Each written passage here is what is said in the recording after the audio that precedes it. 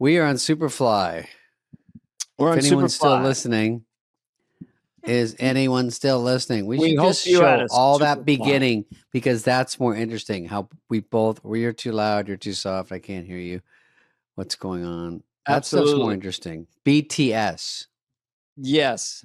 People No one wants love our that. polished show. And thank you. I shouldn't say this, for sticking to the script about the pre-planned technical difficulties. Your acting was terrific. If this Thank you. acting is in the Busboy movie, Oh, to the moon. Oh, I smell an Oscar nomination. Shum. Well, I will say, welcome to Superfly. There's lots to go over. This is a big show, Dana. That's lie one. But no, it is a good show. I will say, I was going through the YouTube comments. Some people, now they know we go through, so they get a little spicy in there. Oh, they Most people. rile you up. No, they rile me up when they go like this. They don't like some story, some angle we took, and they go, stay in your lane, boys. I don't give a fuck. What? Stay in your lane on the free show you're getting? They go, just stick to more jokes and I'll keep peeping it. I go, your free show isn't going the way you want. Are you okay?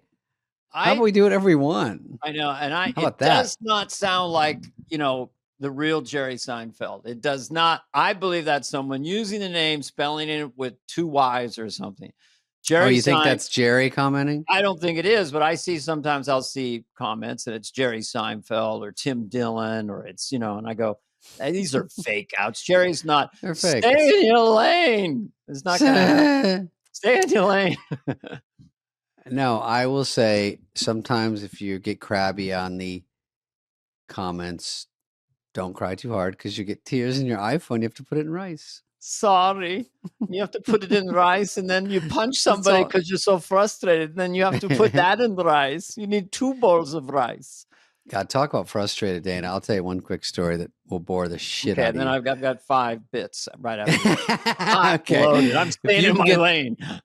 If you can get through this bitless story, I'm just saying, sometimes I go on the Daily Mail, which is also my friend refers to as the Daily Nailed, because they always just bust people doing stuff. Oh, totally. It is funny. Daily Mail is, lighthearted garbage. I mean, it's really nothing. It's a ruthless robot-driven algorithm, and they will do the most kind of. You've got to click on it, and then they ask for your email. They have this little thing that says M on a thing, and then you have to start getting involved with the algorithms. Like, no. Let me tell you something. You have to know about women sexually. Okay, you got me. Boom. Yeah. Listen, you just want to click on some cute little story about Meghan Markle, like tripping on a fire hydrant. You're like, I got some free time. I'll click on that. Sure. But they're all like, this person puts on a leggy display, right, those kind of things. This busty blonde cheeky display. Cheeky display. I think it's from Europe, whatever. Her pert bottom. Right. So a bunch of culmination of dumb stories. That's fair. I'm sure they would say it the same way. I think that's fair. I think you're in your lane so far. You're in your Stay lane. in your lane, Spade. Don't you go after Daily Mail. I'm not. I watch this garbage. And believe me, I take the time to click the X's because there's 500 ads on the side. They pop in your face. They click. They block something. I'm just trying to dodge bullets so I can hear, one crummy story. So anyway, now they say every third story is like, this is Daily Mail Plus. I'm sorry, what's that? You can't read it unless you give us $1.99. That's what I was talking about. You put it better. Yeah. You jumped ahead. Yeah. God, I jumped all over your bit. So what's the funny part? There's no real bit. It's just saying like, I don't have an extra $1.99 to give it. I like free garbage. I don't want to pay for it. Look, here's the thing. You go on that thing. It's what they call a guilty pleasure. I don't know who thought of that. Why you'd be guilty. Sure. The reason you look at TMZ and these sites is because once in a while, because they don't give a shit, they got a team of lawyers. Daily Mail has 10 million reporters around the world, just regular people. Here's $500. And once in a while, they get it right. and they jump regular media. And that's why you once in a while. Once in a while, they said 2 weeks ago, moon. Trump's going to do tariffs and crash the global economy. So I clicked on it. They predicted it. Right. I will say that it's like Dumois. There's ones that Dumois did the smart thing where they go, hey, everyone's a personal paparazzi. So rat out everyone you see at all times, and there will be nowhere to hide in the world. So that worked because then people do that. But then they run into some legalities. But, overall, it's same thing. So Daily Mail, I'm here to protest the $1.99. There's so many ads and so many things in there. You're making a killing. You're making it so hard to read and watch already. Mm-hmm. And now every third story about, Prince Harry, yesterday he might have been wearing a bucket hat. Did he buy it or not? Click here. And I'm like, all right. And then it's like, don't try. No. Don't try to get the free story. I'm not going to click on bucket hat. Would I want to click on it? Am I fascinated by what that guy gets on that ginger cranium? Yes. Am I going to click on it? Let me tell you this. The entire thing is written by AI robots, i.e. algorithms. So they had a meeting. Mm-hmm. You can do one of the voices. I'll do one of the AI voices. How much should we charge for Daily Mail Plus? 99 cents? $1.99. They will is not as offensive. People might be able to scrape it together, even though just the idea of it makes me physically ill. I do. I have what you call a release bucket next to me when I'm watching Daily Mail in case I get one on deck. What did Wayne's World say? What would Wayne say? If you hurl, then I'm going to spew. If you spew, I'll get my puke bucket. Yeah. But I'll tell you what, human beings were ready for the wheel. They were ready for fire. Yeah. They were ready for the printing press. They were ready for electricity. They were ready maybe even for nuclear power. But are they ready for robot-driven AIs brainwashing us into rage and anger? Because if it outrages, it's contagious, and I'm staying in my lane. Well, I'm glad you're reminding yourself to stay in your lane. But I think that's the name of a podcast, the most boring podcast. We stay in our lane. Hi, we're staying in our lane. Hi, it was sunny today. What is our lane? They're like, just do your dopey jokes. I'm like, well, I know that we seem as if it's entertaining enough that we have a script that we're reading from on the computer. But believe it or not, right now as much as we know about what we're going to say next. We have no idea. But You want robots? You want comedy? Hire robots. I'm going to do. You want boring? Yeah. Then you want boring. That's us. That's us. Stay in our right. All right. So I get comments on my, do red necky. So I wrote 2 10 minutes ago. They're not very good, but they're red necky, the redneck comedian. And he's been gone for a while, redneck. Yeah, he's still around. And these are not my best jokes, but at least I'm doing them. And sure. He's a comedian, and his jokes maybe aren't the best jokes. Okay, here we go. Let's try one. Yeah. I'm going to see if I can get a smile out of David. Not too much pressure. I'm red necky, the redneck comedian. My mama said, Red, only bleach will get the skid marks out of your underpants. I said, do what you got to do, Mom, because I need my tidy whities before the Sadie Hawkins dance come and get some. Let's go to the judges, Heather. What do you think? Does she know what Sadie Hawkins is? Oh, she does. Okay. It just felt funny. It just makes no sense. It sounds funny. Yeah, I like it. My daddy said, help me change this tire, Red. I said, why? You've got 4 flats. He said, Red, that power of observation of yours is going to take you far in life. Come and get some. So he asked the girl to the dance, and then he thinks his underpants will come off? We're going back one. We're going back. Because, okay, I'll read it slowly like a professor. Okay. Let's break it down like way to class. My mama said, Red, that's her nickname for her son, only bleach will get the skid marks out of your underpants. That's the setup. I got that part. I said, do what you got to do, mama. It should be mama. But I need my tidy whities back in time for the Sadie Hawkins dance. Come and get some. Okay, tidy whities is a funny term for little underpants. I said underpants first, skid That's marks, funny. and then tidy whities. Skitter marks is funny. And okay, do an assist. I need a better payoff. I need my tidy whities back for Sadie Hawkins is just not doing it. In case I get in a car crash. I need my tidy whities back in case I shit my pants. Yeah, because in a car crash, they say a lot of people shit their pants, so wear clean underpants. Mama, I do not want to take a dump in my tidy whities if they got skid marks on them. I need fresh tracks. That might be a little lengthy, but yeah. I'm getting a smile. We're getting there. No, I like it. I like the breakdown behind the scenes of Rednecky. So the daddy says, help me change the tire. I said, why? You've got 4 flats. And the dad, well, damn, Red, it's that power of observation is going to help you go far. Yeah. So that's that. Well, first of all, it's good he's talking to both parents. There's a lot of communication. Yeah. And so the dad is teaching him life lessons. And that's good. He notices 4 flats. Yeah, and I can't beat my classics. Like, what's for dinner, Daddy?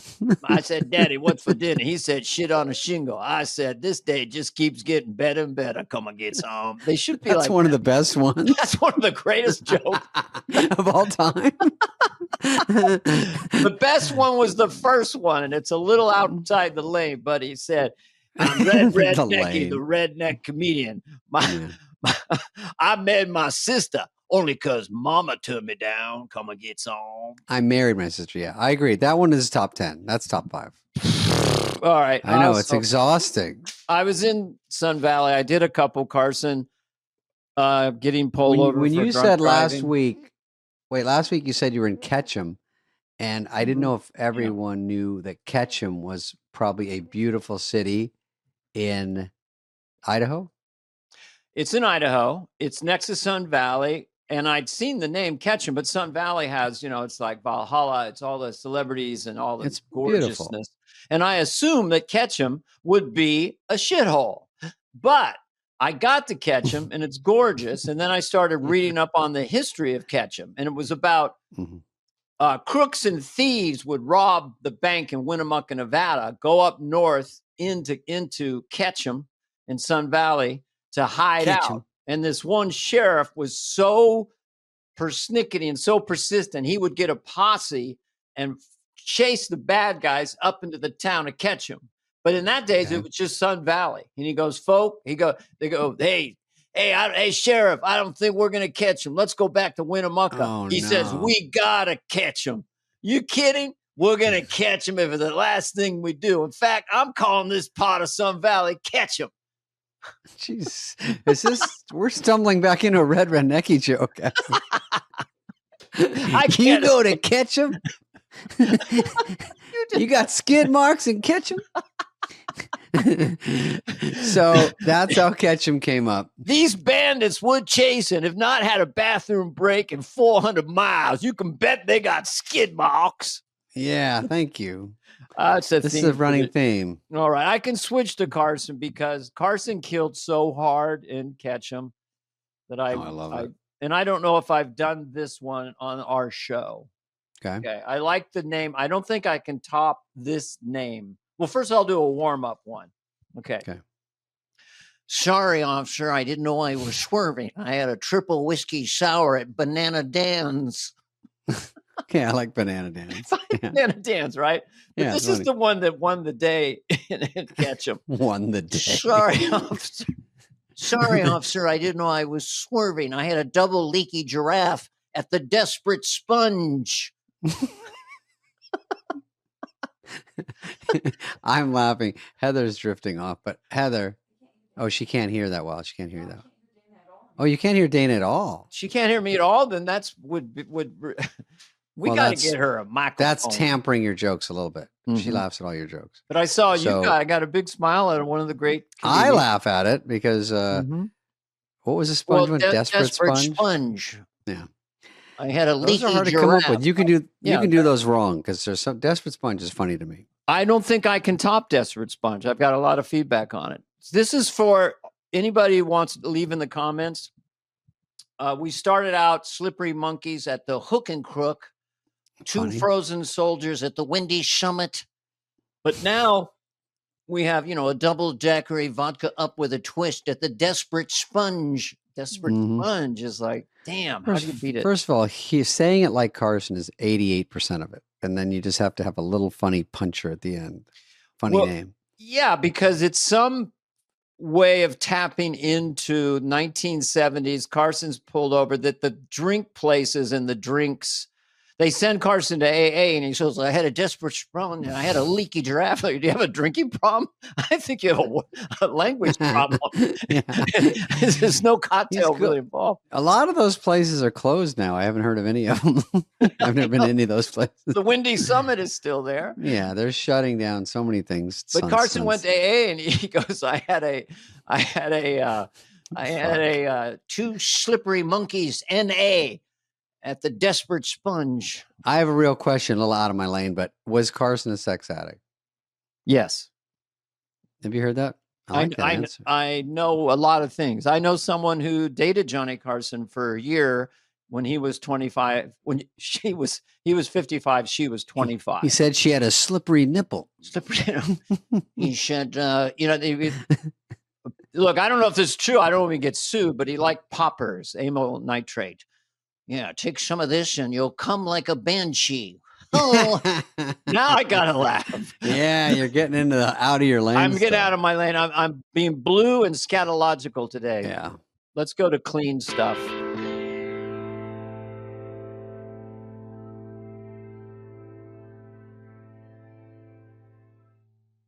We can go to the headlines, but what else you got? I you have might have some other stories. One more thing. I checked in with my good friend, the one and only Lorne Michaels.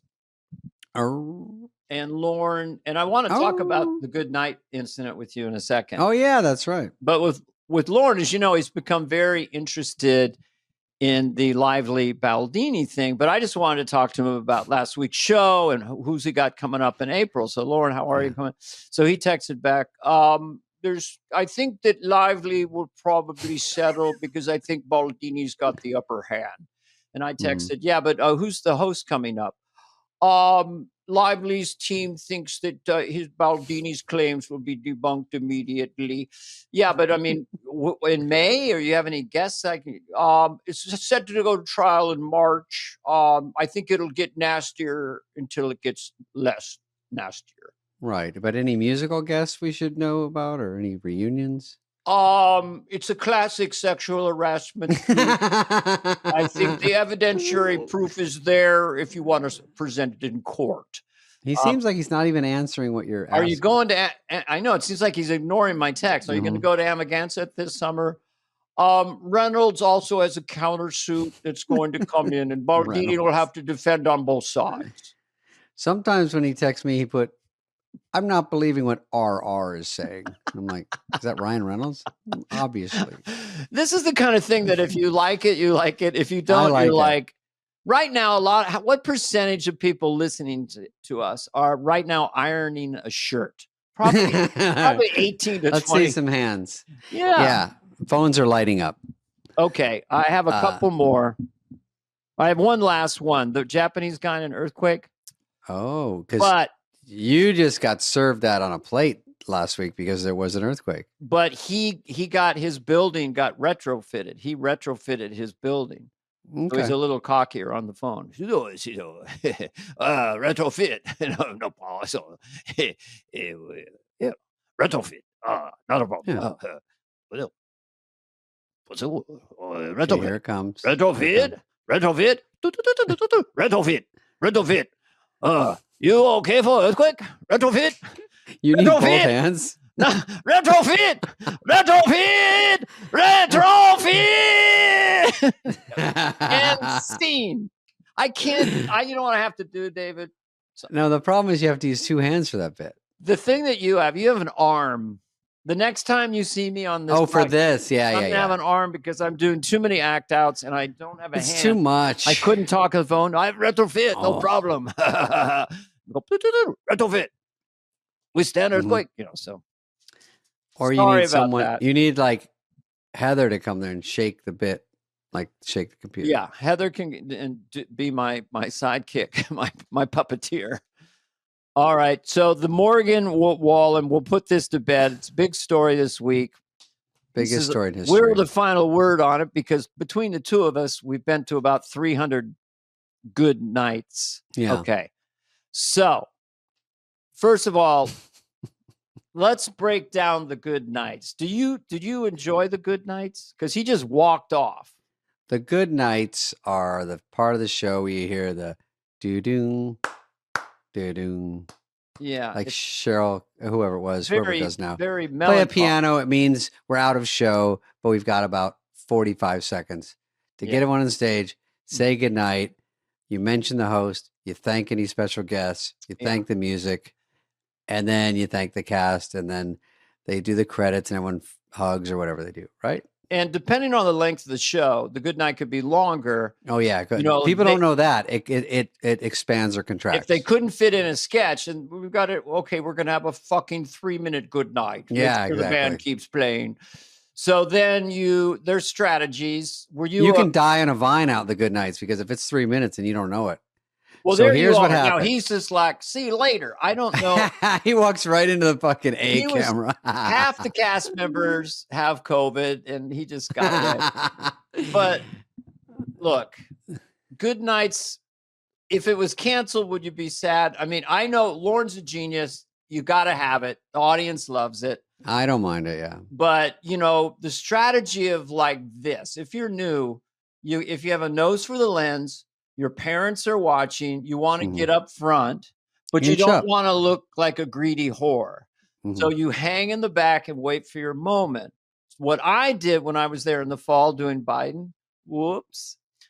Go ahead. I would take a cast member, or I took Alec Baldwin, or I took a cast member, and I put my arm around him, bring him up front, and then turn them this way and that way. I did it with, Heidi or Ashley.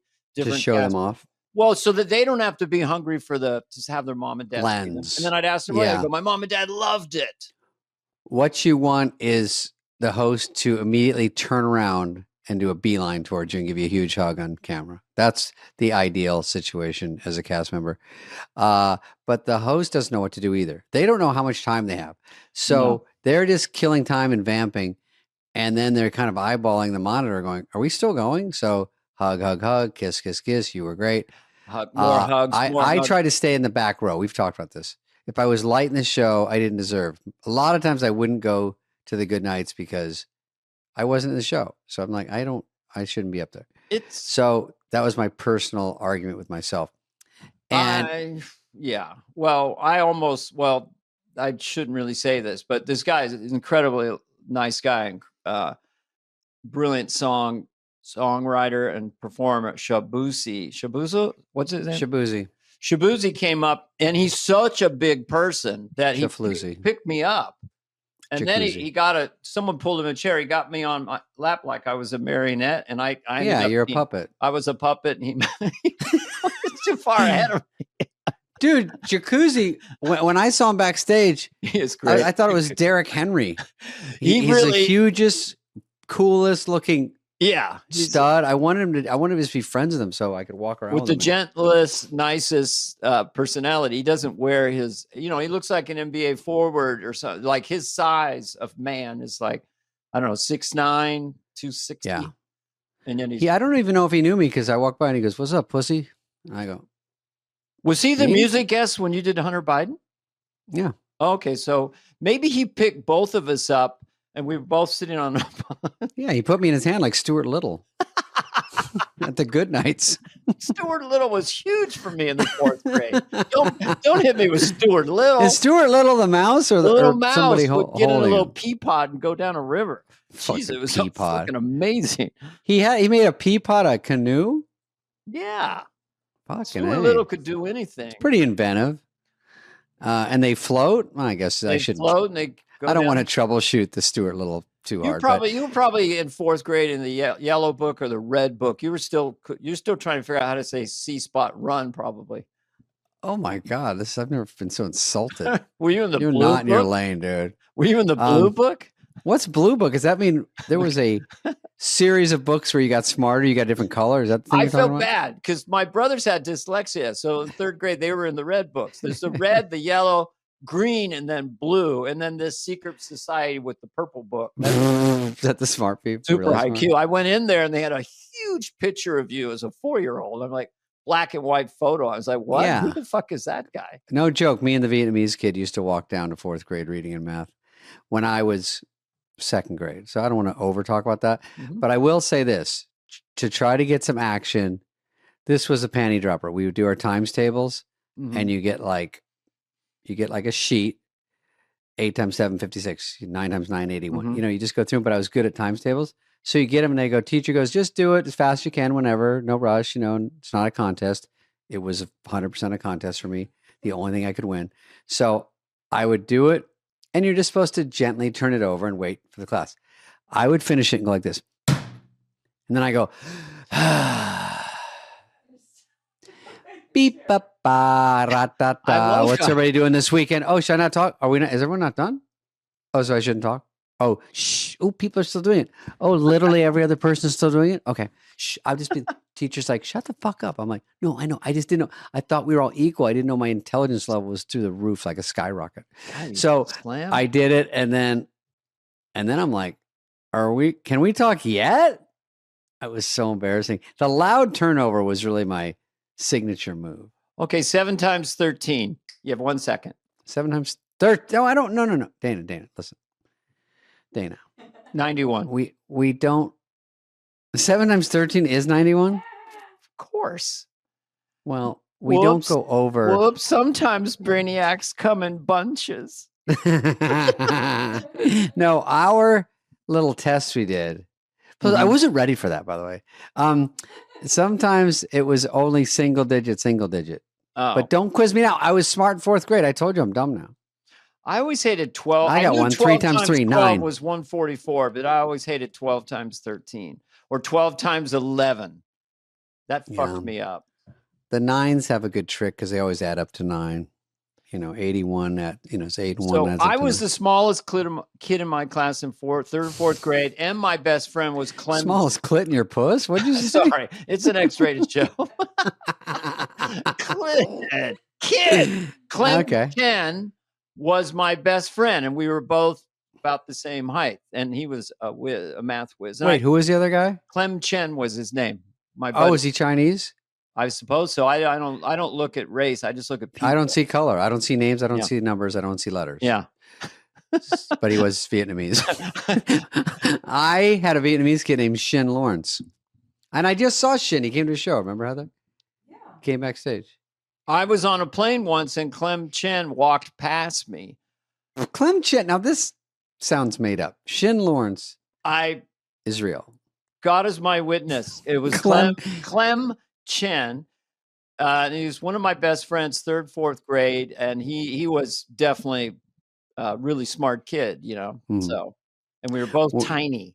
I was fucking microscopic. And when they did the class picture, you know, it starts with the teensiest and goes up. It was me first, then girl. Now we start the guys and the girls mixing in together. Talk about a Sadie Hawkins dance in junior high, and then I'm gonna start crying. Someone, you know, Crimson and Clover was mine. Crimson and Clover. I get an adrenalized panic attack, and then I go up to a girl who was probably 2 feet taller than me. Minimum. Me too. Kathy Davenport, you know. And then it's like Crimson and so humiliating. Dude, listen, I can't even stand it that you get on TikTok and they're like, where are my short kings? Short king. I don't like short king. There, I said it. You can't add a word king and think it erases the first word. I'm like, yeah, where's my fat queens? No, you're my plumpy princess. It's a compliment. You're a plumpy princess. I'm still processing short kings. I mean, short king summer, Dana. It's coming back. Maybe it's over. Maybe it's pipsqueak winter. Well, I don't know what it is right now. We're in the springtime right now. I'm not a little early for the summer, but you know, I don't like it. It's offensive. Look, an 80-year-old woman who weighs 70 pounds with a revolver can destroy any human man in about 3 seconds. So this whole idea, like being 6'8" and guarding everyone with a sword, that was a big deal. Now it's all about in the old days. All about what's between the ears, mofo. I try to say that to people, they don't buy it. Girls on TikTok like, I went on a date last night. He said he was 6'4", he's only 6'2", but hey, short king summer. And then he only made 400 grand, which is fine. But you know what? Everyone's not a millionaire. He's fucking scratching and scraping. So we went to dinner and I was like, oh, but he picked up the menu. I was like, he picks it up like a girl, but whatever. Anyway, these are like girls reviewing their dates on TikTok. Well, why does this phrase exist? We haven't planned this. Okay. Funny is money. Tall is there a thing for tall is? No, tall just rules the world. Tall, you need nothing else. Just be tall. That's it. Girls are like, the hunt is over. Actually, Marcello, our buddy from SNL. We should have actually checked in with our correspondent, Sarah Sherman, to ask about Morgan Wallen. But we're still talking about that. But Marcello had a good bit about that. I saw him at the Comedy Store. Actually did a set. We did a set about a week ago. He was funny. Was it about being tall or short? He does think he's not that tall, and he talks about it. You know, he's funny kid. He had good jokes. Let me just a couple things. Al Pacino, like if you watch Al Pacino, great ass. Oh yeah, what are you gonna do? Where are you gonna go? You don't know. What do you say? The people. Oh, I like the quiet. Oh yeah. Oh, what you gonna do, man? What you gonna say? Well, I'm doing a little bit of Scarface, but with him. Hoo-yah! Hoo-yah! Great ass. I'll take a flamethrower. That line? You got me. What was that one in Son of a Woman? I don't know where I heard it. But... I'll take a flamethrower to this place. Flamethrower to his ass. He took it to the girl's ass. I'll take a flamethrower to your ass. Well, you're mixing it up, sir. Our greatest movie star. Look at Godfather 1 and 2, and on and on and on and on, and in recent things that he's done, biopics and stuff. But they didn't want him. And for The Godfather, says he's 5'5". Okay, that means he's probably 5'4". So, which is 5'2". Go ahead. And Marcello has this, and Marcello's not. He's fine. He's probably whatever he is. With his hair, he's 6'1". Yeah, no, but he's got personality of Pacino. You never think about it or talk about it. Same thing with Dustin Hoffman. It's not an issue.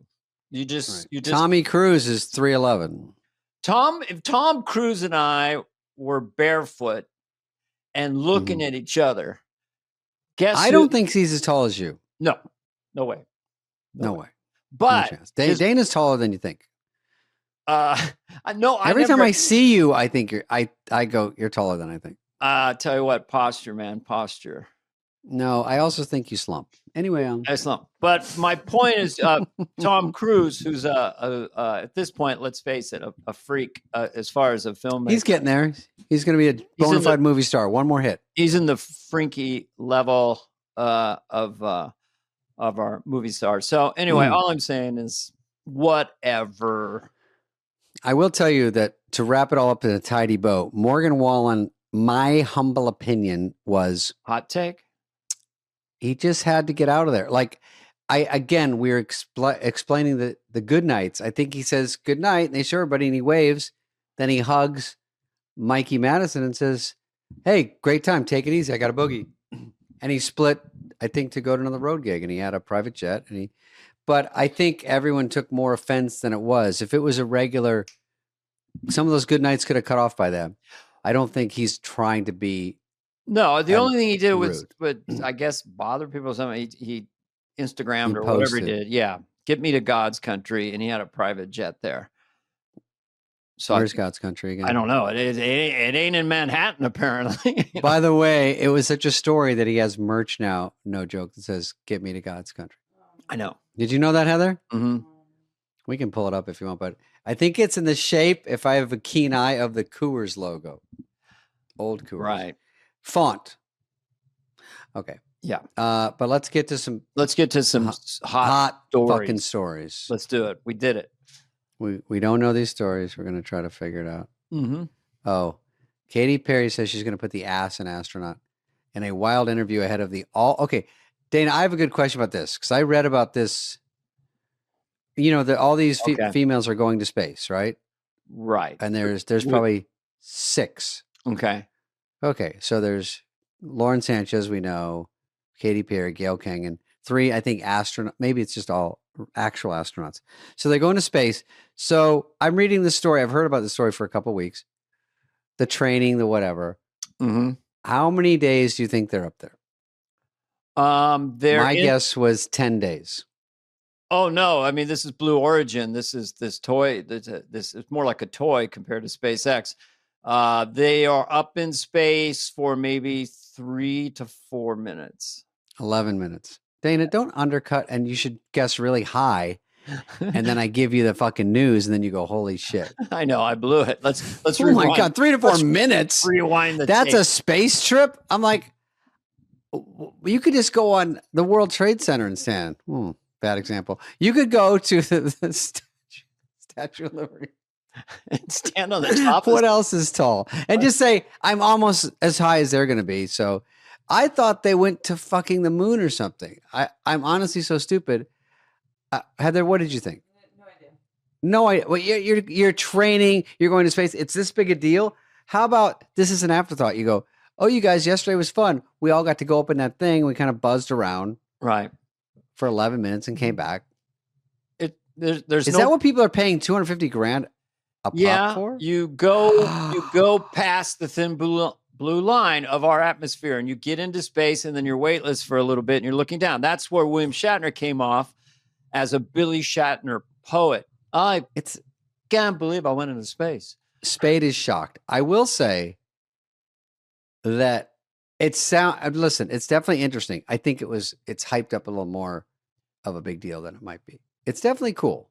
I'm sure. I mean, it's blowing people's minds. But you have to learn how to float and learn how to do this and train underwater. I thought they were doing all that stuff. William Shatner, not just let's take an Uber.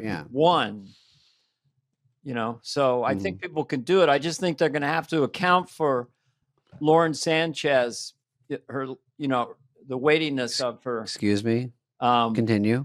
Go ahead. I'm not going to say it. Inching out of your lane. Hitting the double lines. Oh, here we go. Now I'm centered. Well, no, I think it's an incredible thing. It's just not SpaceX. They're not going to the space. That's what I thought they were doing. I thought they were going up the space go around stations. The world in SpaceX. Okay, how about this, Dana? What's the belt or the name? I will know if you say it. Where Ryan's they're saying belt. You can't. I've heard of Orion's belt. Is that the one where you can't get through it without burning up? And they're saying that's why maybe we didn't go to the moon. Constellation. If you're looking up at the night sky and you see something that looks like a belt, I'm out of my lane right now. What's Orion's belt loop then? Is that something else? That's the belt goes through it. I'm kidding, but I'm saying that there's firmament. Oh, I don't know all these words. There's something where they're saying if the people that say we didn't go to the moon say we can't get through something because you burn up, so we can only go up and come down, up and come down. We can't go all the way. Is that something? It'll be in the fucking comments. I'll tell you. Well, it's probably, besides the takeoff, coming through the atmosphere is a very hazardous time. You have to really. It gets a little hot and humid. 3,000 million degrees. You don't want to be Colonel Sanders' wet dream. Crispy. It's not bad. Not bad. I like that. Oh, thanks. I get lucky once in a while. One more story where I absolutely have no knowledge.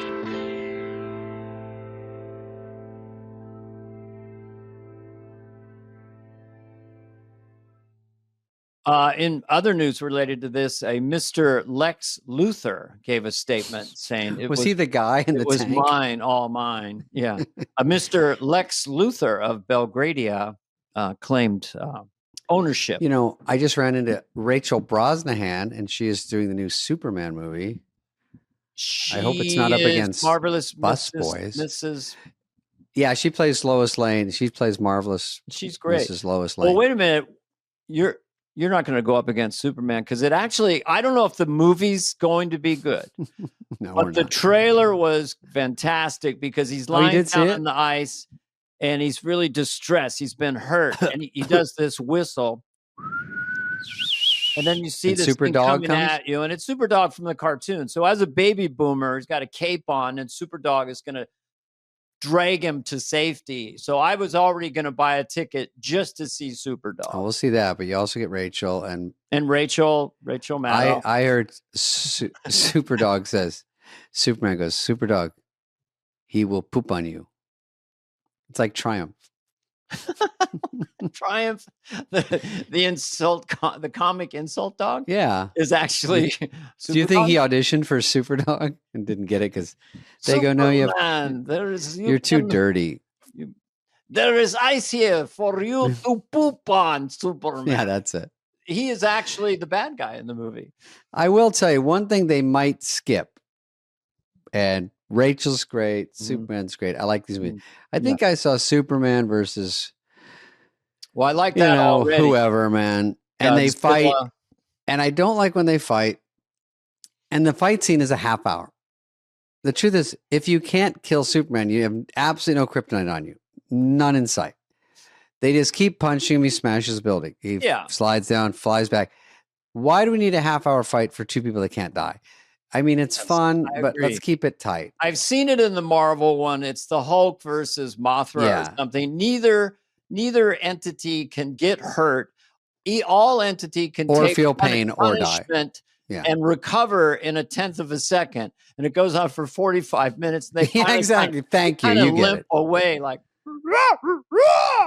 not one Band-Aid, not one arm sling, nothing. It's just like nothing. And they're never like, I'm still jarred from that fight I had 2 days ago. No, I'll tell you what, though, I assume the plot of Superman and the sensibility is top secret, but they've been trying to hatch this for decades because the original Superman with Christopher Reeves is a masterpiece. Richard Donner directed it. You had Brando. Since then, Batman went into dark reality, like Christopher Nolan made it seem like he fell down a cave. This is why he's this crazy Batman. Superman is a goody two-shoes. So where do you go with that? So I'm curious if they unlock the key to make a great Superman movie in 2025. There, I said it. I heard that this is probably not true, but Superman does a collab with Bonnie Blue and watches her screw 1,000 guys. Is that true? And he actually has sex with 2,000 Ned Beatty. And he tries to beat her because she's the bad guy. He says, I could beat that sex record. I'll tell you what, they should start on Krypton, start on the main planet like they did. And what's her name? Betty Blue should be Bonnie there. Blue, yeah. Bonnie Blue should be. And that's why they want to explode the planet because they're so outraged by her activity. Oh, or the bad guys are super horny and they enlist Bonnie Blue and the other girl to go have sex with everybody to wear them out a little bit. Well, Superman so Superman can think for a second and figure out what to do. And Krypton, the people of Krypton who live in a place called and also create kryptonite, but they live on the planet Krypton. They also have sex for sometimes 1 million years at a time. Oh, whoa. Well, is that too much? That's too far because these girls can do it for a day and then they're like in the ER, but it's worth it. They get the clicks. But if there are some bad guys from Horn Dog City or something that come down and listen, I don't have it all mapped out yet in my head, but I'll talk to Rachel. I'll just say it to the audience. David and I had a casual story meeting at Warner Brothers and we pitched these ideas. We're saying them clumsily now, but we never got a call back. I think, you know what I hate? What if this plot is in Superman and we're like, they obviously stole it from us from that meeting? Well, the one thing in the first Superman, Ned Beatty, who was in Deliverance, hilarious. He played Gene Hackman too. And Gene Hackman, he played Gene Hackman as Lex Luthor. He played kind of the dunce comic idiot character. Well, what do you want me to do, Mr. Luthor? I want you to shut up and get out of here. So that if they could bring back that character, And then Gene Hackman was trying to name, he was going to have an earthquake, and then California would be renamed all these cities named after Lutherville or something. Yeah, Lutherville, Luther everything. Luther everything. Gene Hackman was great in everything ever done. And I would say Greg Kinnear, not being funny here, could play Perry White extremely well. Greg Kinnear as Perry White. He's the boss of the Daily Planet. Now get out of here. Now get you. Who is it? J.K. Dobbins? Or J.K. Rawlings? I don't know. J.K. Simmons. Yeah. J.K. Simmons? Simmons, yeah. Oh, is it? Yeah. Well, he's Matt, that might be in Spider-Man. You got to get yours. Jesus, we're going to turn off the comments. Great. People are going to just go nuts. Okay, that's next story. We really did a good one with that one. That was a good one. That was good. Seriously. Oh, this is, I don't know if this is real. This is underneath the pyramids. We talked about the pyramids last week. What? Let's see if this is fake or not. Universe are we today, someone has finally made their way down the shafts that were found under I like the first comment. Clutch your pearls, girls, because now you're telling me that as of today, Dr. and archaeologist Remake, I'm not going to try to say his last name because I don't want to be disrespectful to the Egyptian culture, is the first human being to make his way to the bottom of the shafts underneath the pyramid and has reported back what he found in the chamber at the bottom. And it is mind-blowing. Now, like always, take what you will, leave what you won't. It looks a little fake. I have purposely not talked about this topic yet because I like to have my You can jump out. back. I just like talking about the pyramids. I like that if the pyramid is just the top of the iceberg. The pyramid's pretty big anyway, Dana. Have you seen them? Well, let me ask you a question, and Heather can look it up. Do they really know for a fact how that many thousand years ago they made the pyramids? Is that documentable, or they kind of have theories of moving? You're saying the theory we all have heard our whole lives is that they built them in some crazy way where they rolled the stones or they did something 20 tons each way. Yeah, thousands of slaves, and we can't even do it now, and we've got cranes, and like I'm way stronger than like a normal person back then. He said, "What is this you're saying?" AI says, "Well, we don't have a definitive, complete picture of exactly how the pyramids were built. Archaeologists and historians believe combination of ramps." Oh, combination of ramps. This is what historians believe. Even AI doesn't know. But they can't prove it. No, nobody knows. Not provable. So I say it's either some supernatural leap by human beings in Egypt or alien intervention. I think it's aliens. I think it's alien intervention because that's way more fun. Let's get Dr. Greer on here. And by the way, we're not that crazy when we think the aliens are real. I think people are finally like, I think they are. I mean, look at the 5 million drones that are unexplainable. You go, some are explainable, but something's going on out there. Well, yeah, we should get Greer. I saw another guy, Jeremy Corbell. I met him at the airport. He's like UFO guy. Yeah, he's a UFO YouTuber, and he said, "I said, what about Giza?" Because I just heard that day. I'm like, so we could always have him on. What about Giza? I'm like, fucking Giza, dude. Well, that's like the Super Bowl for these guys. They find out something new. They're like, holy shit. It's all gonna come out or not. We have theories and then they're provable. Einstein, just when he was like probably 7 years old, but probably his first words, he hasn't spoken yet. Albert, would you like some milk? And his first words he ever said was, black holes are real. That was it.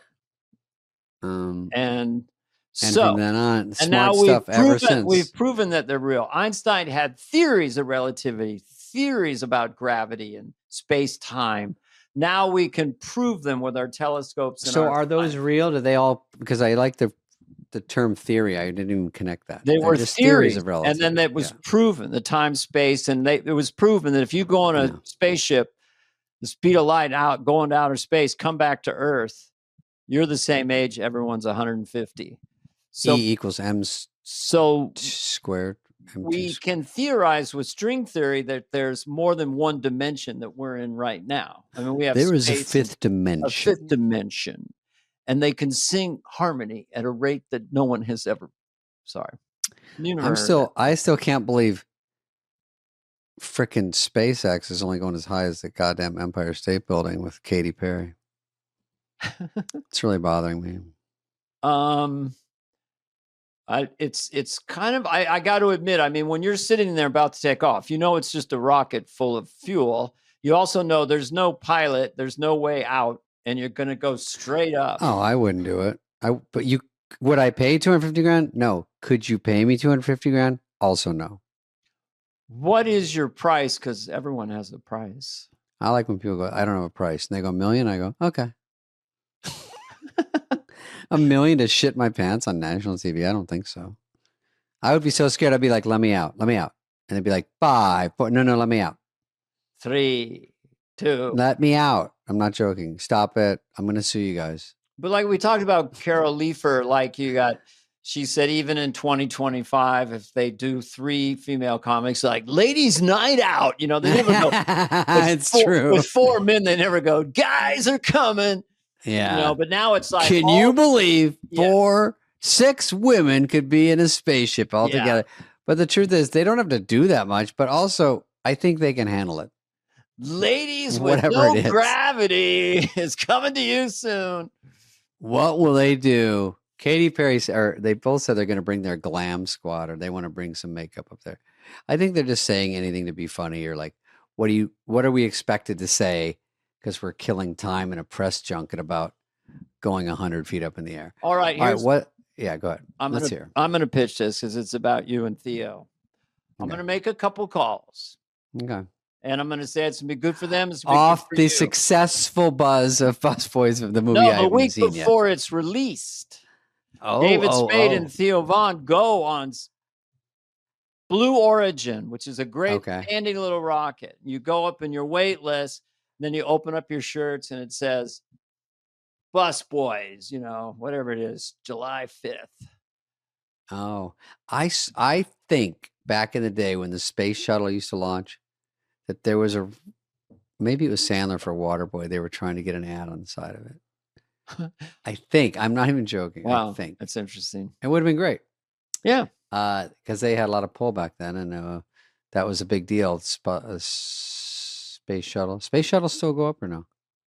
I don't know. No, they bombed out. And I was on a flight with Buzz Aldrin. This is not a joke. And I talked to him a lot about being on the moon. I said, what was, all that? And he says, it's just science. He had ice in his veins, that guy, but he was a very cool astronaut. But he was upset about the space shuttle. He thought it was way too complicated. All we needed was what he called a big, dumb rocket to get stuff into space. Just a big, dumb rocket. Not this, what they have. But what Elon Musk has done, big, dumb rocket goes up, then comes down, gets caught, and can be reused. That was the revolution. But I'm from the 60s. We were in 2001. There was a Howard Johnson's hotel and restaurant on the moon. We're not even close.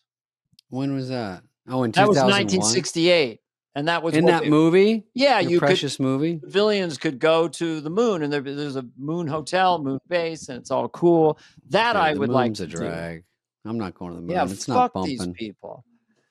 It's dusty. You have to dust every day because there's moon dust on everything. Well, you're not outside much. You're just inside, unless you want to go see the monolith. I would go for walks. I got to get my steps. I grind. Even if I take one step, that means I'm grinding. I'm trying to get my steps each day. How many steps? Rise and grind. 6,000? Nope. 6,000. I love that joke. Oh, that's good. Whatever you say, I say nope, and then I say it. They have a new one that keeps track of your heart rate throughout the day with the steps and your average heart rate. If it's 120, not good. If it's down in the 70s or something, very good as an average. They have an app where you can fake the amount of steps you have, and if you're using this to get laid, this is embarrassing. You're like, "What's up, gals? Just checking me apps." Somebody got 9,200 steps today, and they're like, "Oh," and you're like, "It's really only 6,400."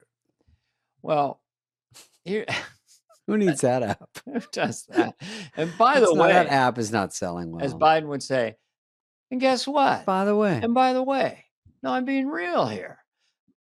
Bushmen out in Tanzania or wherever, ancient men and women, they walk less than we do. All they do is conserve energy, like lions and stuff. And then when they need it, they really need it. Pussies, but we have plenty of steps. All you have to do is get into a seated squat every day for an hour. Take your calls and just squat down and sit there. That's the best thing you can do? Best thing you can do. Hip mobility. I heard squat against a wall, right?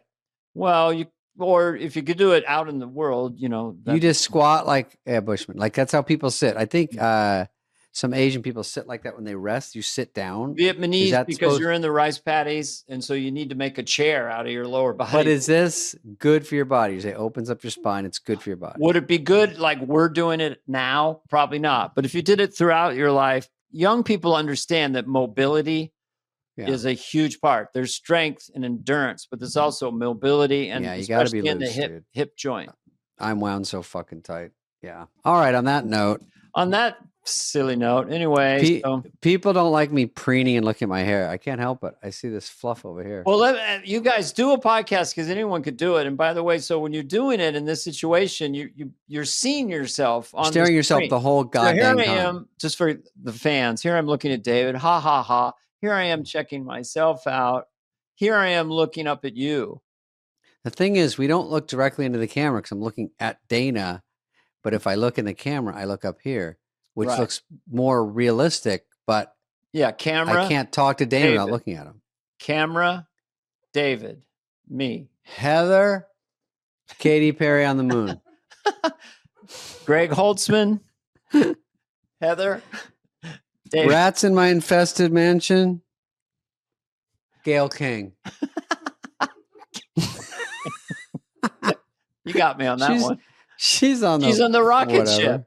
All she's on the glorified airplane. Thing we're going to do is ask the chat room. They have room for one more woman in American society to go on Blue Origin. Let's nominate that one more woman, Meryl Streep. And we will tell them next week who won. I'm nominating Meryl Streep. I'm nominating the lion that killed the people because he wasn't having it. I would nominate Lady Gaga because on Liftoff she'd be like, whatever. Here we go. Yeah. Too high. Or James Taylor, ain't it good to know you're on a rocket ship? Give him a guitar. No, they'd be mad because when they're taking off, he goes, I've seen fire. And I was like, hey, whoa. Don't sing that now. That song's about a plane crash. Oh, please. Do you not know that? No, I thought it was... Dana, wake up. It was an addiction, Fire and Rain, No, just yesterday morning, it was his girlfriend got in a plane crash. Just yesterday morning, they let me know you were gone. Jeez Louise, that's such a brilliant song. Now I can't listen to it. It's sad. Oh, you'll bawl your head off. But I do like nominating someone. I want some people to get creative. The plans we had put an end to that. Yeah, whatever. Oh, yeah, if you listen to it now, and everyone will tell me I'm lying in the comments, so I probably am. All right. Okay, all right. Dana, I got to run, so just wait here for about 20 minutes. Yeah, I'll wrap up the show with Heather and Greg, and you have a nice cheeseburger. All right. Oh, yeah, I'm going on tour. Where am I going? Oh, Boston. Where are you going? And Boston? New Jersey is my next weekend. Boston. Okay, I'll tell you more about it later. Thank you, Dana. Perfect. For the people who waited. Bye. This has been a presentation of Odyssey. Superfly is executive produced by Dana Carvey and David Spade, Jenna Weiss-Berman of Odyssey, Heather Santoro, and Greg Holtzman. Hope you liked it. Ooh.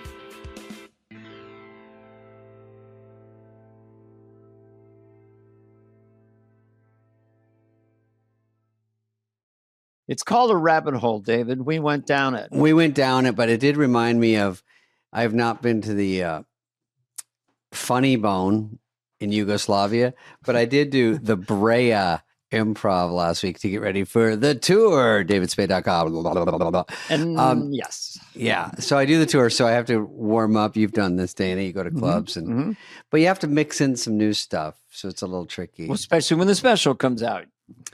Well, when the special comes out, I have to integrate a mix for a while. Right. So how many minutes do you have right now that are not part of the special? 3, 4? No, I got like 6, 5. 6 minutes. So hard-earned money. Get your David Spade tickets. Well, it's the special, and then there will be some. Yeah, of course. I mean, it will just always be evolving. I mean, when I started my last tour to do the special, it was just different by the end, because I'm adding and subtracting. Yeah. And so it's always in a flux of being mixed around. Sometimes I'll pull old bits from the first special, or I'll do this and that. But Brea, here's my hot opener. You want to hear it? Okay. Brea is a 400-seat improv theater in the town of Brea. Brea, California. It's inland, about an hour and a half. Considered an improv. It's part of the improv ecosystem. I think it was 600-seater. It's pretty big. It's like 600. Yeah, it's a good one. All right, let me introduce you, ladies and gentlemen. From him from Just Shoot Me, and Rules of Engagement. Please welcome Dana Spudley. So Spudley comes out. You come out. And then I say, "Oh my God, it's great to be here in Brea. Did you know what your city's motto is?" No one knows, and I say, "It's Brea, almost bread." Does that get us? Nothing. And then I go, "You'll get the D when you get here." I go, how would city council think of that? So you're either on a roll or you've just dug a hole. They laugh anyway because they don't know. It's even if they don't get it, they go, "Oh, Brea is spelled like almost bread." I got it. Well, you're famous, man. Hanging out with you is like hanging out with Mickey Mouse at Disneyland. I mean, I just fade into the background, which I do love. But yeah, you are famous. Riddle me this. Your special's coming out, and the name of it is, which I love. I got a feel for this. Got a feel for this. That is so perfect for you. And of course, you did that in the 50th. And oh no, wait, Dana. I just got a correction. The tour is I got a feel for this. The special is Dandelion. We just announced the special finally on Amazon. Now we can talk about it. Oh, okay. Got it. Can I hear the backstory of Dandelion just for a second? Yeah, I'm just there's a bit in there where I talk about when I almost got in a fight at McDonald's, and I say I'm a bit of a dandelion, but you wouldn't believe it from seeing how tough I am on TV and in the movies. But okay, yeah, and so I go, I cannot, and because the guy I'm fighting has a cinder block, and I'm like, I cannot get hit by a cinder block, not with these brittle bones, folks. Like it's just like I'm always getting pushed around, and I'm such a fucking puss. You're like sort of what are those things when you're a kid and you blow on them and they kind of fly away? That's a dandelion. Oh, that is a dandelion. Yeah, bing, bing, that's bing, why bing, it's bing. perfect, I got it. right? Okay, that is good. That's how fragile I am. I do like that. Now I've had bad names. Like my first one, Critics' Choice, really worked. It was kind of pre-web, so my sister would call me and say, "You got Critics' Choice again." Every time it was on Comedy Central, thought it was a new thing, right? It's good, perennial. So the second one, I did a bit about what kind of religion would blow away a Scientologist, and it was this long, bizarre religion where a Scientologist would go, "Wow, that religion is crazy." And the end of the ceremony in the church of this religion, they would say, "Squatting monkeys tell no lies." So I remember calling our manager, Mark Gervin, and said, "Yeah, what are you going to call it? What's that? What are you going to call it? Best Dana Carvey?" No, I'm going to get a funny title. Go ahead, give it to me. Call it "Squatting Monkeys Tell No Lies." Must have been a 10-second pause. At least. Okay. Are you joking, or is that the one you're going to go with? All right. That's the real one. Okay, that's the real one. That's it. Squatting monkeys. And then people are going to they'll think that's funny. They like that. They never know because they handle so many comedians. They don't know when everyone's being serious or not. No, they don't know. They thought it was a fake funny title. You're like, it's a funny one. Good. Okay. Dandelion's good. I mean, an alt to that would be Lighter Than Air, Mr. Light the Loafers, Mr. Brittle Bones, Light the Loafer, Mr. Brittle Bones, and you got a little top hat in the poster, Mr. Brittle. Well, the tagline when I just sent it out was, "Hey, Dandelion, you don't want to blow this guy." Okay, that's pretty funny. All right, I like a good pun. You don't want to blow these bones. Yeah, and then fucking Amazon was like this. Yeah, what do you want to say? And I go, it's funny. They we're go, a little more for. We sell stereos over here. We don't. It's Amazon. Does everything. So this is Amazon Prime. Woo. Amazon, I love Amazon because their whole movie studio is just kind of a throwaway. If it makes a profit, fine. Same with Apple. Yeah. We're selling transistor radios like $1 million a second. Transistor. We focus on the doomsday prepper. we sell got beef paper jerky. Towels going out $5 million a minute. So, But Amazon's good because they have a built-in crowd of about 1 trillion. That just everyone's on Amazon. So it's great because they're like, while you're here, do you want to watch this goofballs special? And everyone's like, all right. No, I think it's good. I mean, we love Ted Sarandos in Netflix. It's such a giant ecosystem. And when you see an Amazon stand-up special, it pops a little bit because there's not like 9 million of them. If Ted's listening right now, I'd feel bad. He's going to have to pull over and just go. No, I have something to say. I have something to say about Ted and Netflix, and it's a good thing. Okay, go ahead. Because I've been trying to figure out this whole trade wars and tariffs. Tariffs. What is it? What are we doing? So I ran into a guy who's from Brooklyn, right? And he kind of says, you got to understand, first of all, in China, they got like cheap labor, right? China, they got cheap labor. Pay people 2 cents a month to assemble iPhones, okay? 2 cents a month. The boss gets a nickel a month. So out here, we pay ourselves, we pay our workers a living wage, 5, 10, 8,000 a month. So if we made the iPhones in America, if we assembled them here instead of China, we pay $67,000 for an iPhone 6. Oh, is that the problem? Yeah. Well, the thing is we don't make a lot of stuff, so we import stuff. So this guy talking to me, I go, I like it. I'm learning from this guy. I understand. By the way, Trump said they're terrific. He did? He really? The tariffs are terrific. That sounds like he might have said that. It's terrific. That's terrific.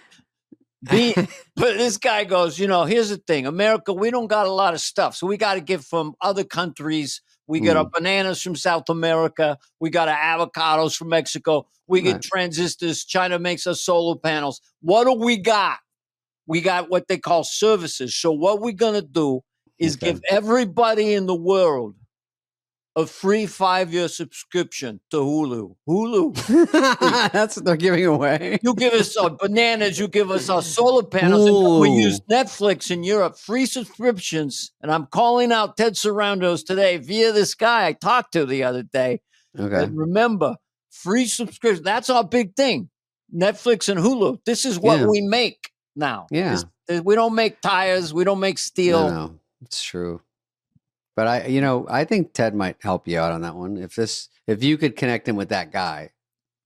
Yeah, I could connect with that guy. He just said at the end of the day, he goes, you make what you make, we make. Rubber chicken, capiche. I like the end of the day. That's what Gervin says. Listen, the landscape has changed. At the end of the day, here's at the end of the day, I think it's better to dance with the devil than try to go out and get a new devil. Yeah.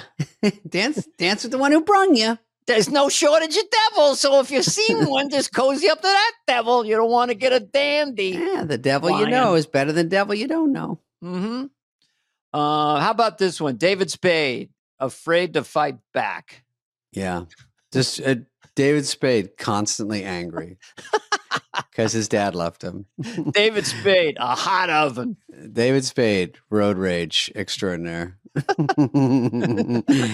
No, I was going to ask you, Dana, if you've seen, if you saw the big finale of White Lotus. This is a really hot topic. Not anymore, but.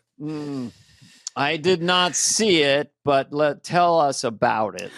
Quickly, I did see the porn version, of course. It's already out. White Blow Your Load Down My Throatus. But also, this one is the... You can't get that X-rated, Ryan. That's two blowjob jokes. I know. I'm sorry. This is the cleanest. That was a good one. You got a ha. It's got Patrick Schwarzenegger, who's friend of the show. Let's get Patrick on this show. You know what I did? I talked to him last week because I just text him.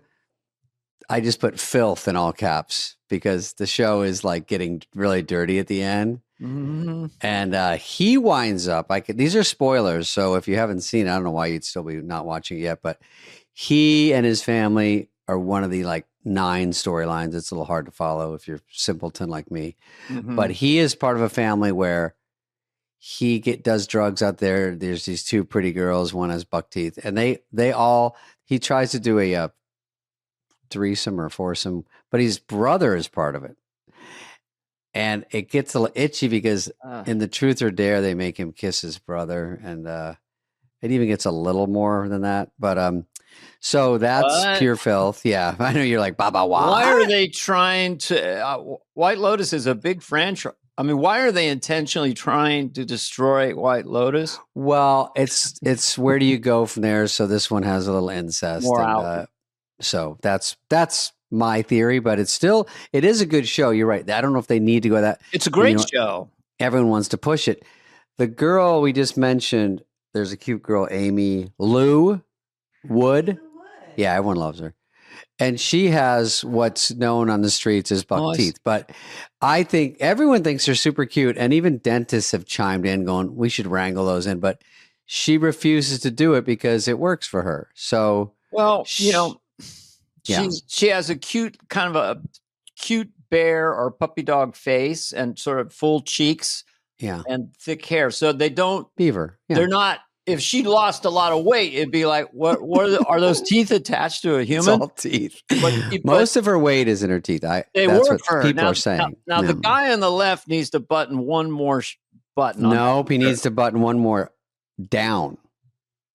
Wow. What? Really? You want to see a navel? No. White Lotus? No, that's Walt Goggins, but he looks cool. He's older than her. What is she, Heather? How old do you think she is? 24, 25, something like that? IRL? Yeah. 30? He is supposed to be the older guy, right? That because Parker Posey, you know Parker, she's like, Popper, no. Right?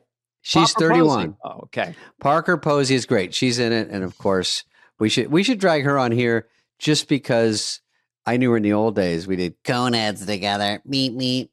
And Beldar.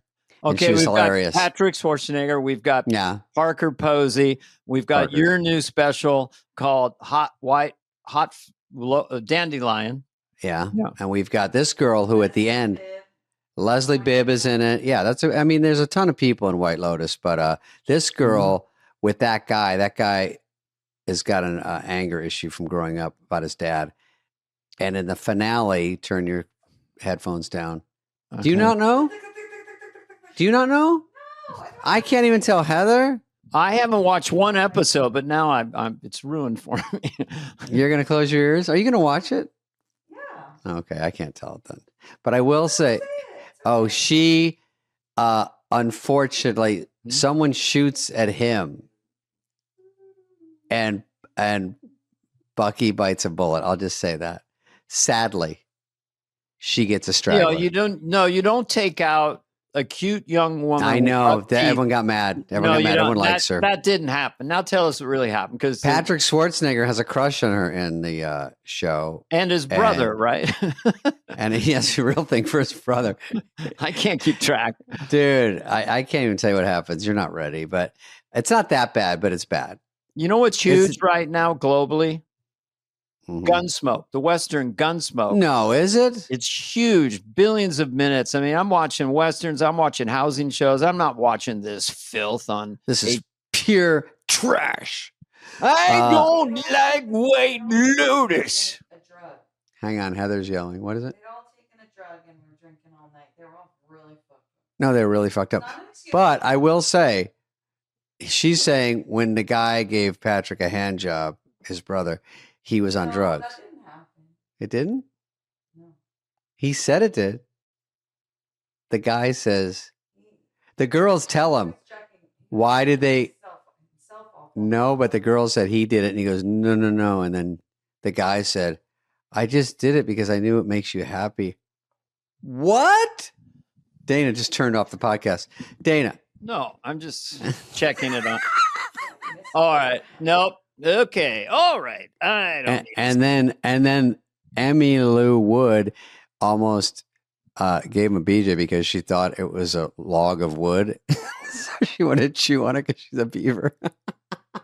What? Because she's got her teeth. Listen, Dennis has said she looks.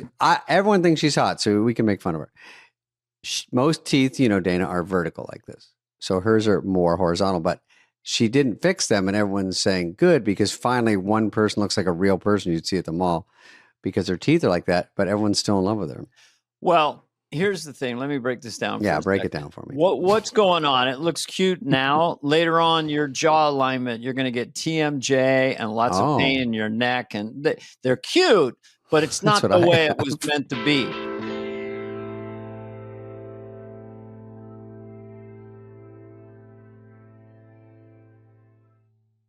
Dana, I'm a little bit of a spendy Susie. If you know what I mean. A boozy Susie and a spendy Susie. Yeah, I'm more of a boozy Susie, but yeah, you are a spendy spender. Yeah, and a lot of our listeners are nice enough to write in and say you look like you drank a lot and slept on your face, but that's just constructive criticism. Well, it's very concise. And you don't really drink very much, I'll tell the fans. But just puffy. This is where Klarna comes in. Klarna is your everyday smarter spending partner, which is what a lot of people need. A lot of my friends definitely need it. It allows you to make smarter decisions with your money. And it's sometimes good to have a partner like that. And I'll say it again. Klarna, which I assume is Swedish. Klarna is your smarter everyday spending partner. Shoppers can use Klarna's Pay in 4 product to split their purchase into 4 interest-free payments. That's right. Here's some key takeaways. Listen up, brother. Klarna offers a Pay in 4 product where you don't have to pay interest. I think that's a good thing. You can pay with Klarna at merchant checkout, in the Klarna app, or with the Klarna card. You can also compare prices at your favorite stores and earn cash back when you shop in the app. They're making it effortless for in-app shoppers to get more value from every purchase. So choose Klarna at your favorite retailers or shop now at Klarna.com. CA resident loans made or arranged pursuant to a California finance law license. NMLS number 1353190. Klarna, balance account required. Klarna may get a commission. Limitations, terms, and conditions apply. They do. I'm just going to say it. It's a Klarna summer. Here's the deal. Okay, we interviewed Jack Black this week after the big movie Minecraft. So that'll be on Fly on the Wall in a week or two. It'll be on a little bit. Yeah. But it was and he hosted SNL. And he did a great job. We talked about that. We got to talk to our friend Jack at, you don't know, show business is like the stock market right now. I mean, there's winter and summer, but anyway, he did an incredible job on SNL. It was like one of the best episodes in a long energy, time. A lot of fun. And he kicked it in every single sketch. And then his movie comes out to like 150 or 300 million globally. And then he comes on our podcast. So that's a fun one, talking to that guy. He's great. Well, he'll be on soon. Right now we have Felipe, I think. We had Andrew Schultz last week. We're just doing crossover for our sister show plugs for Fly on the Wall. Right.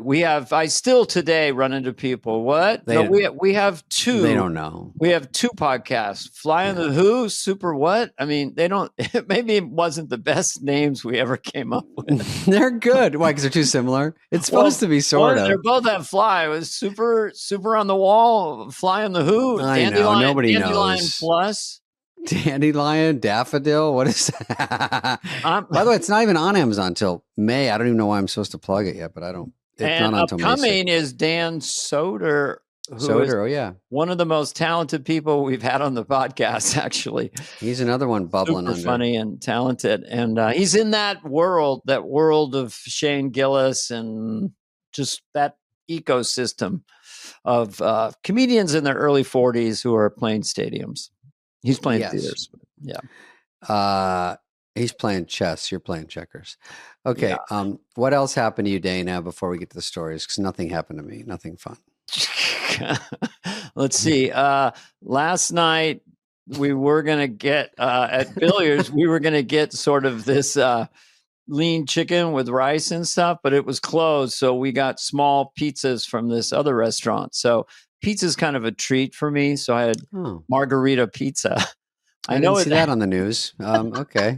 What do you want? I mean, let me check the market. I won't tell you what I'm seeing right now, but just go by my face. Here's my neutral face. Okay, ready. Go ahead. I've got this. Now look at the market. Ready?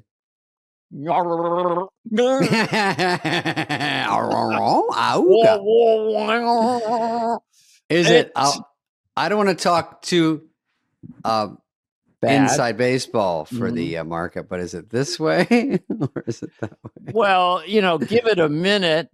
First it went whoop. Yep. Then we're doing it. We're taking a pause. We're going to take a pause for 90 days. Then it went up like the fastest it's ever gone up in like 40 years. Yeah, I've never seen it go that much up. 3,000 in one day. 1936, and we haven't seen a surge. So then this morning you're like looking at stuff. Hey, we're rocking it. I didn't panic. And now it's going. Bloop. Now this airs in 2 hours, so maybe it'll go. Bloop. They call me Santa Paws. It's not bad. I like that. I don't know what it means, but it's because he paused because he paused the tariffs. Oh, Santa Paws. Okay, I got it. He's Santa Paws. They're terrific. I'm trying to help your Trump stuff when you're on the road. You got a lot of good ones today. I like a good pun. Yeah. Oh, it's great. Okay, and I have nothing great. I just I'm going to go visit my mama soon, and she had a knee operation. So we got to get her on her feet. I got to get her up doing laps. I got to get her to the combine. And let's get her on the show. Oh, maybe she can do a live remote of how she's doing. Well, that would be kind of fun. It would be cute. She's very sweet. I know. She has her lipstick. Get her. You're a nice son. I'm just going to say it. She loves Dana. Oh, my God. She does? Yeah, we took a photo for her magazine, Tempe magazine.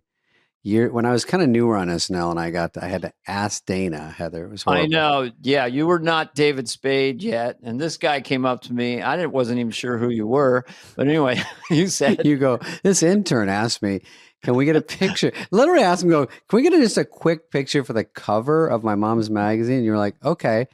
And me, you. Farley, maybe? Oh, I got to get this picture. Kevin. And Victoria Jackson. No, it was just us four, I think. Four, okay. Whoever I could wrangle. And we took a picture and she put it on.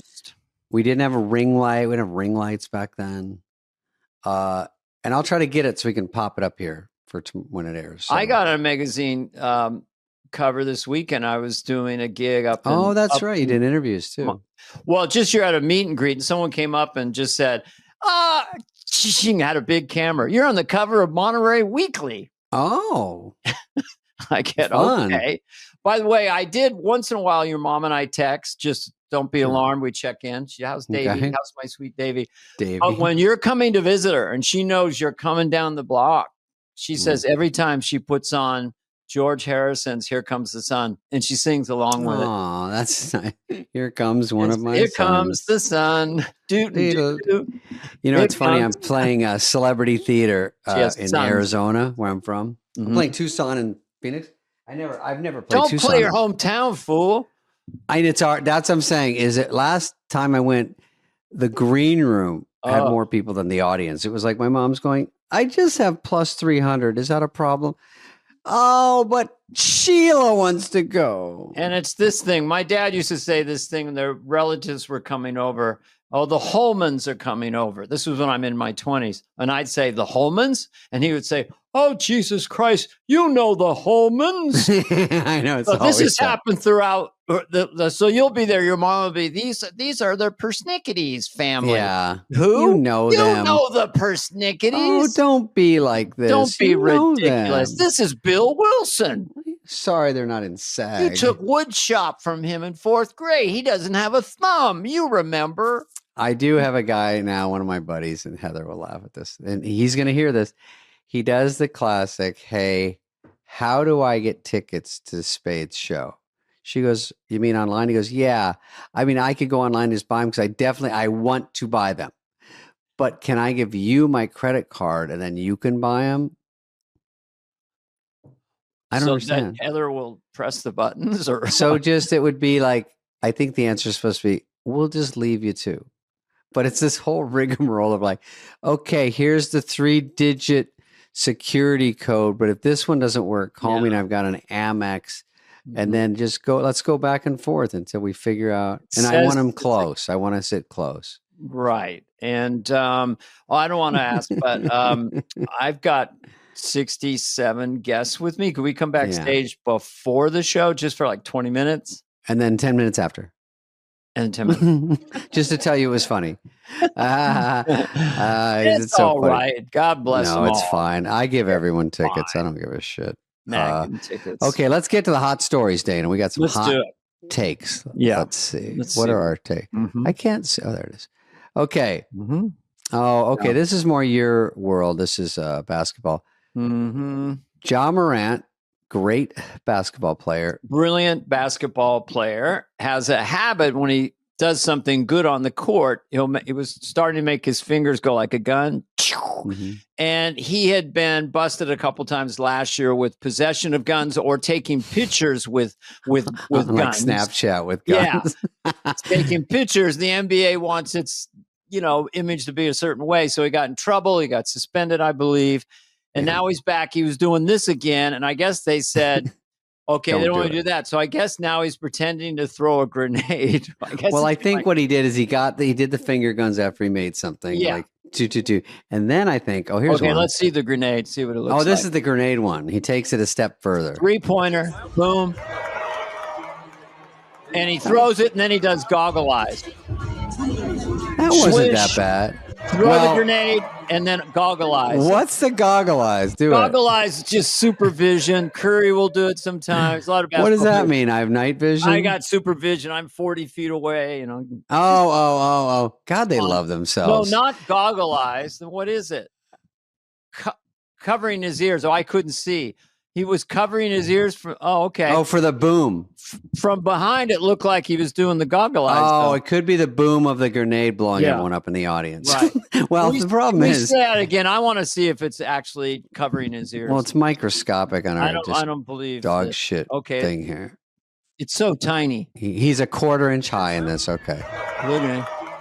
Okay. You can't tell, but he is covering his ears. But it was so for Heather and for everyone who doesn't know. Caught with a gun on like a Snapchat, like a real gun. And they go, hey, whoa, not cool. You got a lot of fans look up to you. Does it again. In trouble, maybe 25 games. I don't know. Something pretty stiff, right? Then this year, makes a shot, guns everyone down, or he does a rifle. and they're like, hey, TNT. Come on. Remember we had this last year. I think they gave him one warning. Right. A game or two later, guns again. They go, we have to do something because now we look stupid.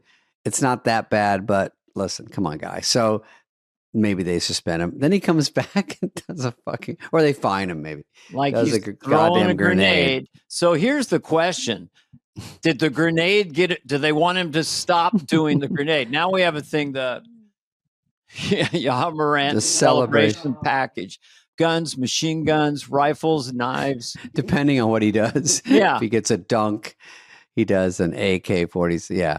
It's probably not a great idea. Did the grenade get him in trouble? That's my question. That is the question. And I'm sure there's an answer out there. Maybe not yet. But now he just looks like he's shoving it in their face. And so now Adam Silver has to go, what do we do here? What would you do, Dana? I think it's a little bit like it reminds me of Elmer Fudd or something, or the Roadrunner cartoon. I think it's a little more cartoony. Hey, so this one is kind of a little more assaulting, no pun intended. So I think maybe the grenade's okay. I know that they didn't say don't do a grenade. They didn't say don't do a grenade. That's why it's funny because he's like, I'm thinking of new things to do that kill people. That it's funny. I don't know if I could do it. This would be me if I score a basket. Arrow. Boom, boom, yeah. Because I've been watching Lord of the Rings again because it's such a brilliant film. And that, those are nothing cooler than that. They do it way faster than you can do it in real life. There's no way. Even Hunger Games, I was like, no way. Jennifer Lawrence is doing it. Right. The arrows never run out. To Quill. That's Katy Perry's husband. I can't believe I don't remember his name. Orlando Bloom. Scorlando, Scorlando Bloom, who was incredible in. Good looking dude. Yeah, good looking guy. What was he incredible in? Lord of the Rings. Yeah, he was. Yeah. Lord of the Rings. I think I was trying not to step on that. He's a good dude. Okay, so that. Okay. And then we'll go to the next one. I don't know what happened to we'll find out. Yeah, we'll get back to you. Okay. What's the human body? Oh, this is what's in a cup of coffee at Okay. I don't know. This is, let's say your average coffee, iced coffee at a restaurant. Right. What do they put in? Here we go. Oh, that's sugar. That's too much sugar. Sugar again? More sugar. Look at that sugar, dude. I haven't had that much sugar in my life. Caramel, like how you put in a hot fudge sundae. Look at Squirt. Sugar, caramel. Are they faking how much they're putting in there? Well, that has so much sugar in it too. Caramel, caramel. Yeah, no, that's massive. That was just Dunkin' Donuts. It's crazy. You're joking. This is what people are ordering.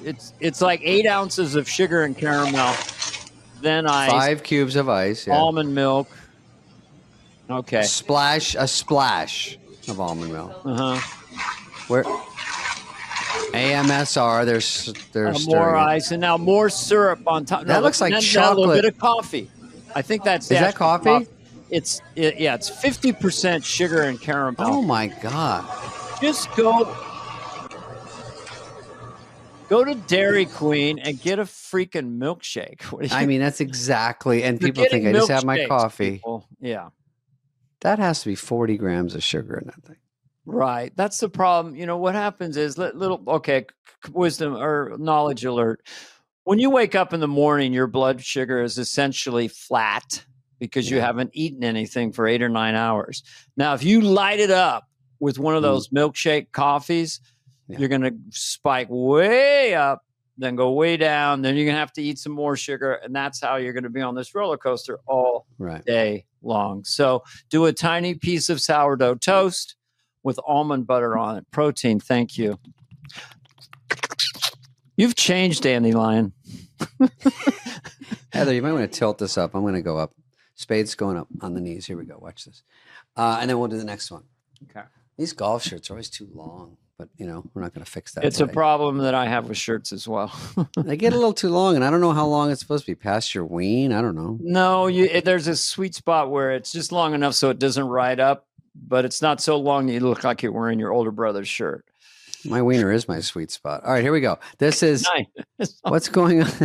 Let's let that sell for a little bit. Okay. What is this story? Exactly do those $70 go?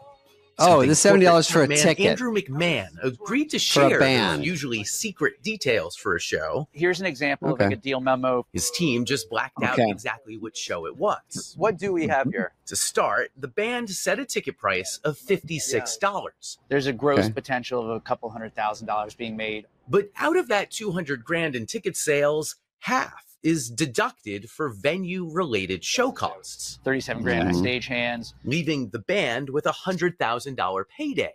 But still most pretty of good. that goes to the band's own expenses. Commissions and fees and payroll. Their management takes a quarter. What about travel taxes? And crew costs take another quarter. Meanwhile, that $56 ticket has had fees added, though artists don't get that money. So once you take away the venue show costs and the band's touring expenses, something corporate's actual profit from that $70 ticket is about $10. And then we split that 5 ways. Yeah. McMahon isn't complaining. $2. That's still $7,000 each for a night's work. That's a lot. What band is this? But the point here is each dollar fans pay to enjoy the show is fought over by artists, venues, ticket companies, and scalpers. And time and again, the industry's solution to these fights has been to just charge fans a bit more. Yeah, just keep jacking it up. What band is it? That's us. That's us on the road. That's everybody. That's the Rolling Stones. Well, it's a little different if you did the metrics and the one person who just needs a microphone and walks out. I mean, we don't really have like a wrecking crew, you know what I mean? Yeah. Roadies. Unless you get bigger. I think, you know, a lot of tour buses out there comics are getting bigger. Sandler brought two semis for, but he's, you know, if you got a band and you want to put a stage up there, totally different. You got a band. It's a bigger show. Yeah. You know, if you're Shane, you just need a old t-shirt. It's actually great. You know, for guys, we just get up there and set list, water, microphone. With you, maybe a guitar, but you could do without it. It's like, that's barely anything. And they usually have a guitar in the city. Yeah. So someone just brings one. And do you do a sound check? But I don't know if they're talking about taxes because those guys got their $7,000, but then they got $7,000, but then they get hit. Yeah, at least 50% probably on that. So they're 3,500. Basically, they just go to Arby's afterwards and get a free meal. And it's a push. They just play to 20,000 people. It's because California's raised their sales tax 9.25 to 9.75, and then in the outskirts to 11.25%. That's the sale. I mean, that's every day people getting ramrodded. Income tax at a certain point kicks into, I think, 14.4. I think it's one of the highest. Well, state, and then you got a sales tax. So right, California, they really have to get it together because it's just going to be too hard to live here. Forget about me. I'm just saying normal people that bust their ass every day. It's like, how do they pay? It does feel weird. I remember I was doing a show years ago, and I remember it was like a 300-seat theater, and I found out everyone was paying $100, and I thought, it's just, and if you're a band and someone's paying $600 and they're not even in the front row, you better play your ass off. You play your fucking do the hits. Fucking ass Look at off. this. I got a parking ticket, $93 just for parking wrong. It's so crazy. What was that ticket I ran a red light? What was that where I crashed in all those people and drove away? How much was it? No, I did something wrong, like ran a red light, and they go, you can just pay the $650 right now. I'm like, $650? $650? Yeah. I said, can you write on there in the memo of the check, get fucked? Do you ever, let me just ask, I don't even think the audience should hear this. Do you ever, it's sort of a thing. My friends used to put me up front. We're trying to get into a concert. Once I got on TV a little bit, and they put face ticket up front. They call me face ticket, put face ticket up front. And I wasn't ever that famous. But one time I got pulled over for speeding or something, and I was lucky. The cop just came up, looked at me, and said, "Get out of here," because he recognized me. Oh, I like Get out of here. I know you. And I go, I was a danger to society. You should give me a ticket. And he said, they let you in, right? Yeah. I've tried that weasel. I've tried the wheeze move when I was going to concerts more like 10 years ago. I think it was a cockiness, it was a drunkiness combined with what can I get away with? And I'd try to go backstage. And I did it at Heart, and I did it at the Pretenders. And they take you, all the guys are like, oh, this guy's here. And they just don't even ask. Hey, they just take you right in their dressing room. And they're like, hello? And I'm like, well, I think the Tommy Boy t-shirt you used to wear was very helpful. And my bench warmer's hat. Tommy, and then an Adam Sandler tattoo on your shoulder. My SNL shorts. Adam on FaceTime in case it doesn't work. Yeah, it sometimes backfires. I wanted to see the Go-Go's last night. I saw the Go-Go's. I drove by the Roxy on Sunset, and the Go-Go's were there last night. I should have gone. You're telling me you didn't go to the Go-Go's. I went with their whole name instructs you what to do. No, actually, I went with Theo to Def Lepp. We got dialed in. Oh, did you say hello to our friend? No, it was before that, but I think I said I saw him there because my buddy said, hey, you want to go see Def Leppard? My friend Ross at Sirius. And he said, they're at the Roxy. I'm like, a mile from my house, and just sit wherever you want. Yeah. So he dialed me in, and Def Leppard just came out, blasted some hits. There's probably 200 people in there, 300. And then Go-Go's I did the same thing with, but I saw him last night on the marquee, and I'm not going to go in there alone, but I would try to worm in. I like the Go-Go's sound, I like it. Something just sort of cool about that. Upbeat, nostalgic, fun. Yeah. I had a crush. Belinda is a great front woman. Yeah. Mm-hmm. Okay. Next story. Here we go. Let's go. Killing it. We're killing it. Today we really are. It's amazing. Go ahead. Read that. Loom, LOM, founder feels lost in life after selling his startup for $975 million. So after selling his company, the Loom founder... I'm rich and I have no idea what to do with my life. Life has been a haze this last year. After selling my company, I find myself totally unrelatable position of never having to work again. Everything feels like a side quest, but not in an inspiring way. I don't have the same base desires driving me to make money or gain status. I have infinite freedom, yet I don't know what to do with it. And honestly, I'm not the most optimistic about life. Wow. Don't wish too hard for because it might come true. So he made the ultimate goal in life, which is to start a company and sell it And after tax, he still has probably $500 million. Yeah.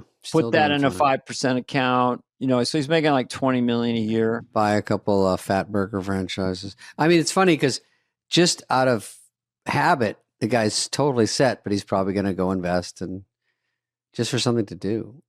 Well, but most people who are driven, it's not about the money. They just they like the game or being involved. What about if Warren Buffett had just made $500 million, just said, well, I'm going to quit. There's nothing I got to do anything. I've had it. I just go to Whataburger. And I'll tell you what, I should be taxed more. He always says that. I wish the government would tax me more. Well, you can voluntarily give money. Yeah, go ahead. Well, that doesn't sound like give so it to much me. I'll fun. give it to him. That doesn't sound like so much fun. I'd rather be at gunpoint. I'll pay tax, and I'd like to have a gun put in my head, and I will pay tax. This was a bad idea I had at Dairy Queen last night. He always eats at like the simplest places. Well, he's got Coca-Cola, See's Candies, and Dairy Queen. He's worth 200 billion, and he doesn't have diabetes. The guy's a freak. And he lives in like Omaha or something, right? Yeah. Maybe he'll come to my Omaha show. I'll leave 2 at the door. Here's what I got for the 975 million guy. Yeah, go on OnlyFans and make a lot of young women real happy. And within 3 to 6 weeks, you'll be broke, and then you'll have problems, and you'll be happy.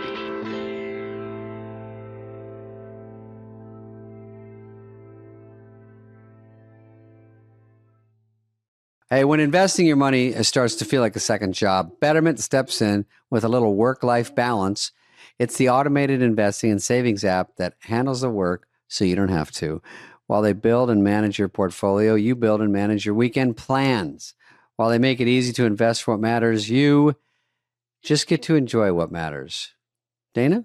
Their automated tools simplify the complex and put your money to work, optimizing day after day and again. So go ahead, take your time to rest and recharge, because while your money doesn't need a work-life balance, you do. Make your money hustle with Betterment. Get started at Betterment.com. That's BETTERMENT.com. Investing involves a risk. Performance not guaranteed.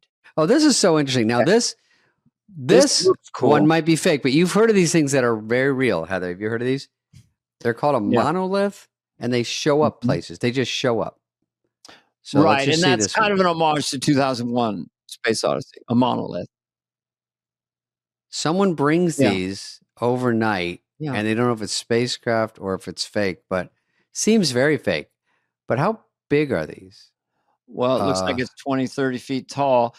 The monolith in 2001, for the human being that doesn't know, is they discovered on the moon, and they don't know how it got there. And it's just it's clearly not made of moon material. Right. It's someone made it, man-made or alien-made. Or alien-made. So this looks alien-made. So once again, it could Dr. be. Stephen Greer, if we could just get him on we should have asked him about that.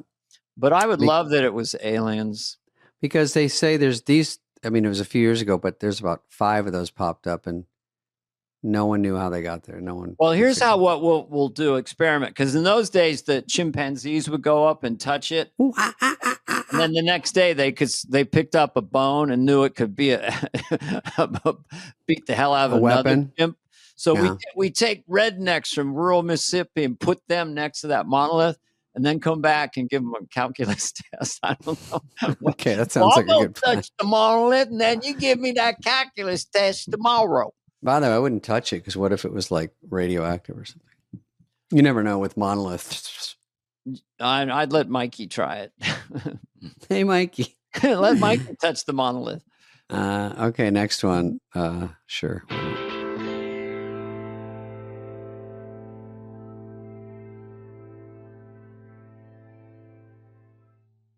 You're out there Yellowstone and it. Hey, I'm Kevin Costner in Yellowstone. Cut. All right, what do you think we should do next? Are we rolling?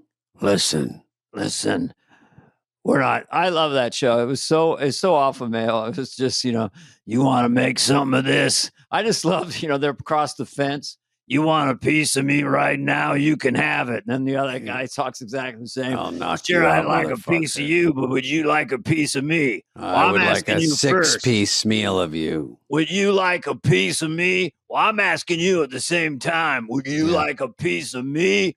Huh? Then they both pull out guns and everyone goes, hey, whoa, guys. Whoa, guys, don't take it too far. Guys. Hey, this is our land. You can't put barbed wire up our land. Well, how about I wrap this barbed wire around your fucking neck? That gonna make you happy? You want to take this to the parking lot of a Raiders game? Let's fight. You want to tailgate next Sunday with Raiders versus Chargers and wrap barbed wire around my ding-a-lingy wong? Whoa. Well, I don't think so, partner. And film it for White Lotus? I think you and I need to get more alpha in our lives. Yeah. You know, we got to just walk up to people, you know, if we're out for dinner. Hey, what are you looking at? Huh? Well, I wasn't looking at anything. I beg to differ. What you call me nothing? You call that's me a a real loser? one. Really? You got that? You call me I got, what are you looking at? I go, nothing. They go, you saying I'm nothing? I'm like, let's just beat me up. Like, I don't want to, let's skip this part. Wait a minute, I have to laugh. That's so fucking funny. Are you saying I'm nothing? Yeah, it's really a trap. Well, there's nothing. I've always told people there's nothing more dangerous on planet Earth than an insecure man after midnight with alcohol in his belly. Yeah. Hey, what are you looking at? Nothing. You saying I'm nothing? Yeah, I go. Well, no, I'm saying you're something. You're saying I'm nothing. Now I'm something. I'm like, I'm serious now. What were you looking at? You? Your wiener? Wait a second. Are you saying I'm a wiener? Yeah, No. You got to give it right back to him and scare him. What? What are you looking at? I was looking at the dessert menu. You were just in the way. What were you going to order? Mud pie. Are you saying I'm a mud pie? No. Yeah, that's what they say. That's how thin it is. You think I'm a mud pie? Well, no, but if you just want to fight, let's just say that. You don't have to. I was going to get lemon meringue pie, but you were in the background. You saying I'm lemon meringue? What? Well, yeah, kind of, but not the pie part. We have to save this energy for ads for an hour and a half after this. Well, I think it's funny. Your thing, I go back to that should be a T-shirt. What are you looking at? Nothing. Are you saying I'm nothing? It's such a good answer to start a fight. You're like, oh God, I really stepped in that one. I was on a beach once, and I thought there was dudes over there. I thought one of someone I knew in high school, and the guy did go, "What are you looking at?" And you said, I thought I knew you? No, I was laying down on a towel, and I looked at him and said, what are you looking at? And the guy was way bigger than me. So then I just looked away and pretended to sunscreen more. I didn't want to get into an argument. Like, you should don't say nothing. Because if I'd said, you remind me of someone I knew in high school, that might not have gone over. Just your curves. Yeah. You take sunscreen in that situation, you go, and the guy goes, oh. Well, I was walking down the street and I had the earplugs in. I was listening to my iPhone music, and a guy stopped me and go, "What are you listening to?" And he said, "Nothing." He said, "Are you saying I'm nothing?" Well, why doesn't it make sense? No, you're not even in my ear. It was actually you're saying what you're listening to is nothing. No, it was the Rolling Stones. You're saying I'm like some kind of stone that rolls. No, it's a band. From the 60s. Oh. Then I said, I know a guy whose nickname is Dandelion. I wouldn't mess with me. Yeah, don't mess with Dandelion at the McDonald's. Dandelion that's where I got in the fight. Up. Yeah. Okay, well, let's do one more. One more. I guess we'll say one more. I got punchy enough at that point where you said I'm nothing. I'll never get over. I won't get over that. What are we even watching? A rock and a cave. Oh, is it a bee? Wait, hang on. The bees sense fear. This is a guy. Oh, this is a guy bringing bees down. And because he's not afraid, they won't sting him out of a bee. Is that honey? Yeah, honey that's like as big as. Oh my God! He's eating them? No. Well, don't do that to him. By the way, if they start singing you now, there's no going back. You might as well finish the bit. So they're saying if you're not fearful, they won't sting you, and they can sense fear. I don't know if they like being bullied like this, though. Why are they going in his shirt? That's down his shirt. He's eating them. He's bathing in them.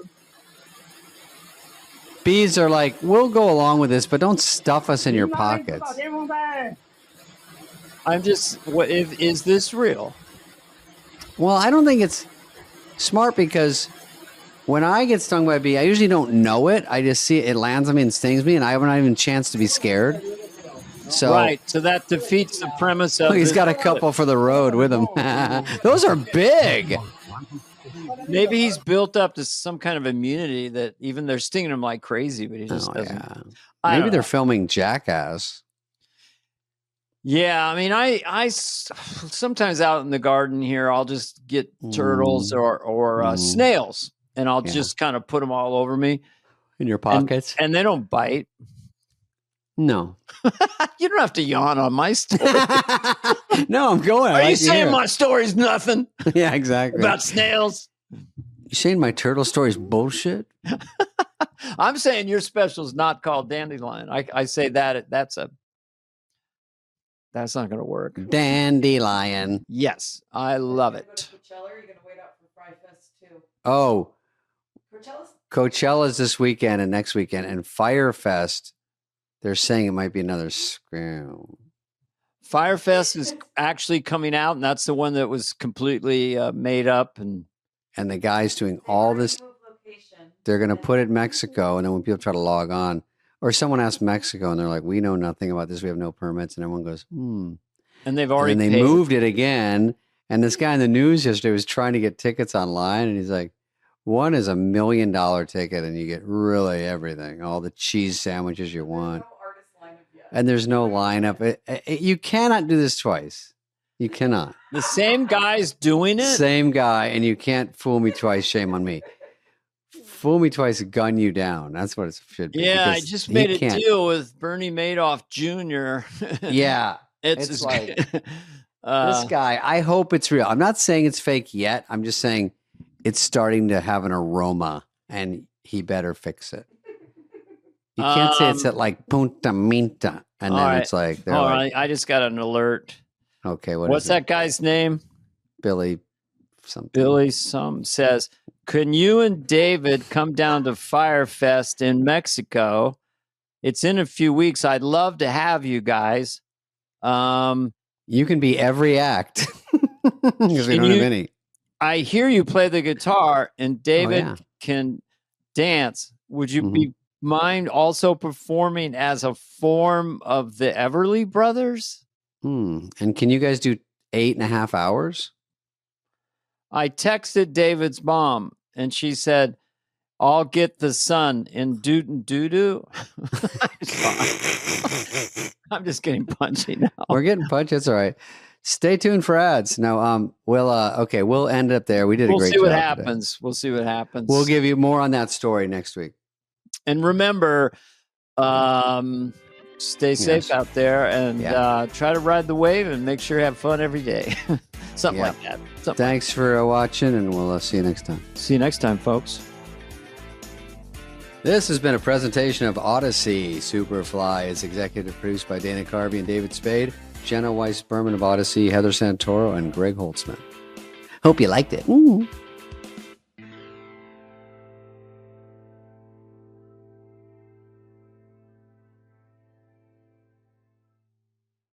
I think we're starting, Uncle Albert. We're so starting.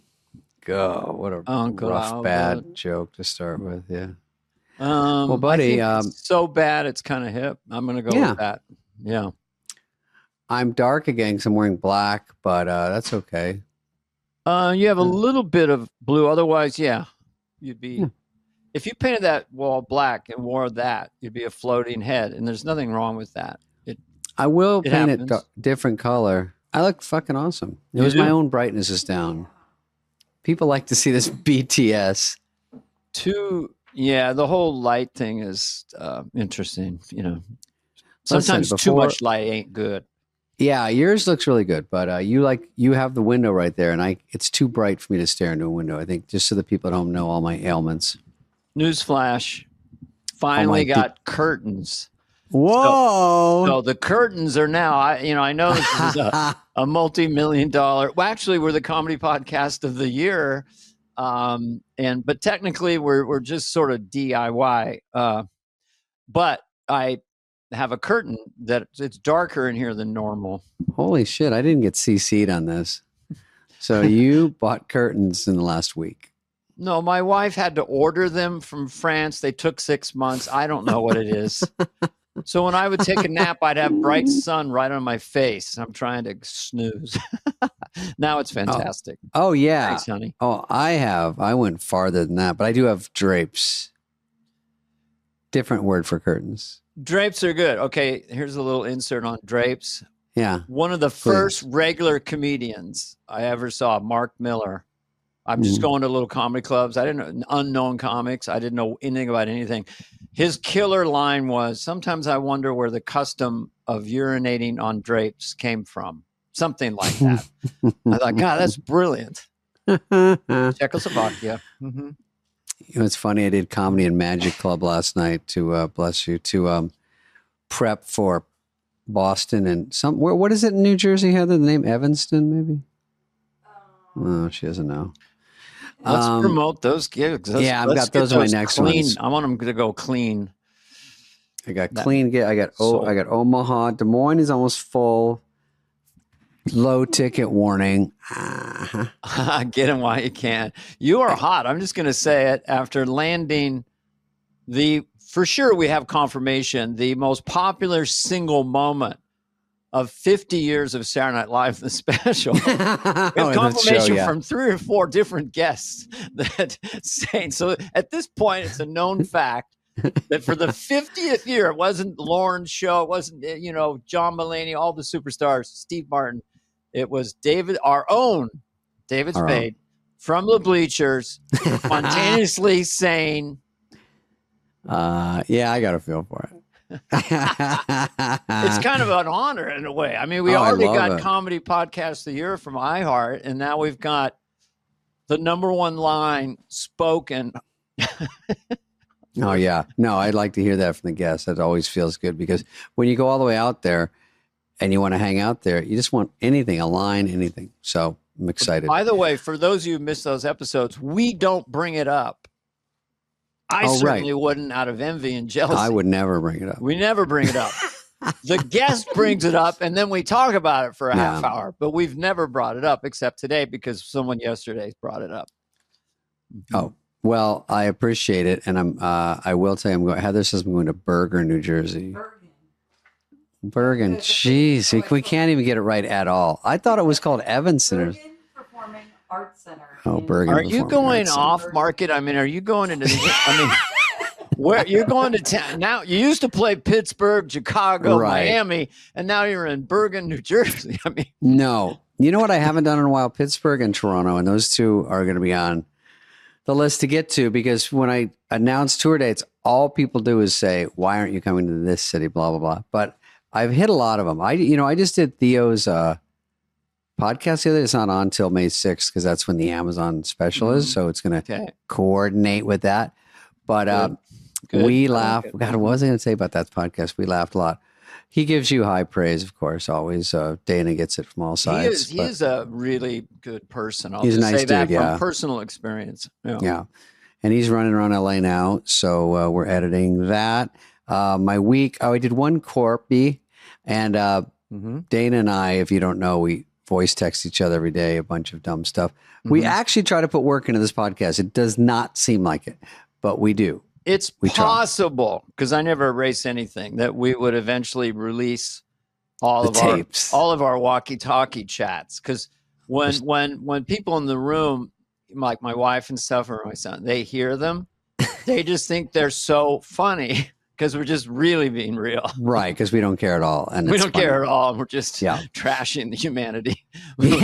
Humanity. Humanity is in the crosshairs. Yeah. The funny thing on my corporate was, I think it was of course I didn't understand it, these big companies. Heather, was it the bank branding Oh gosh, she doesn't know one thing. The branding banks of America, whatever. Something with banks. 2,000 people in Las Vegas. A lot of fun. You know those things where the CEO wants to say hi, all this stuff. All those things that if they're not in your deal, you just do them. And people at home should know. There's a lot of performers that are real sticklers about that. Like, hey, the CEO has his kid here. He wants to say hi. No, that wasn't part of it.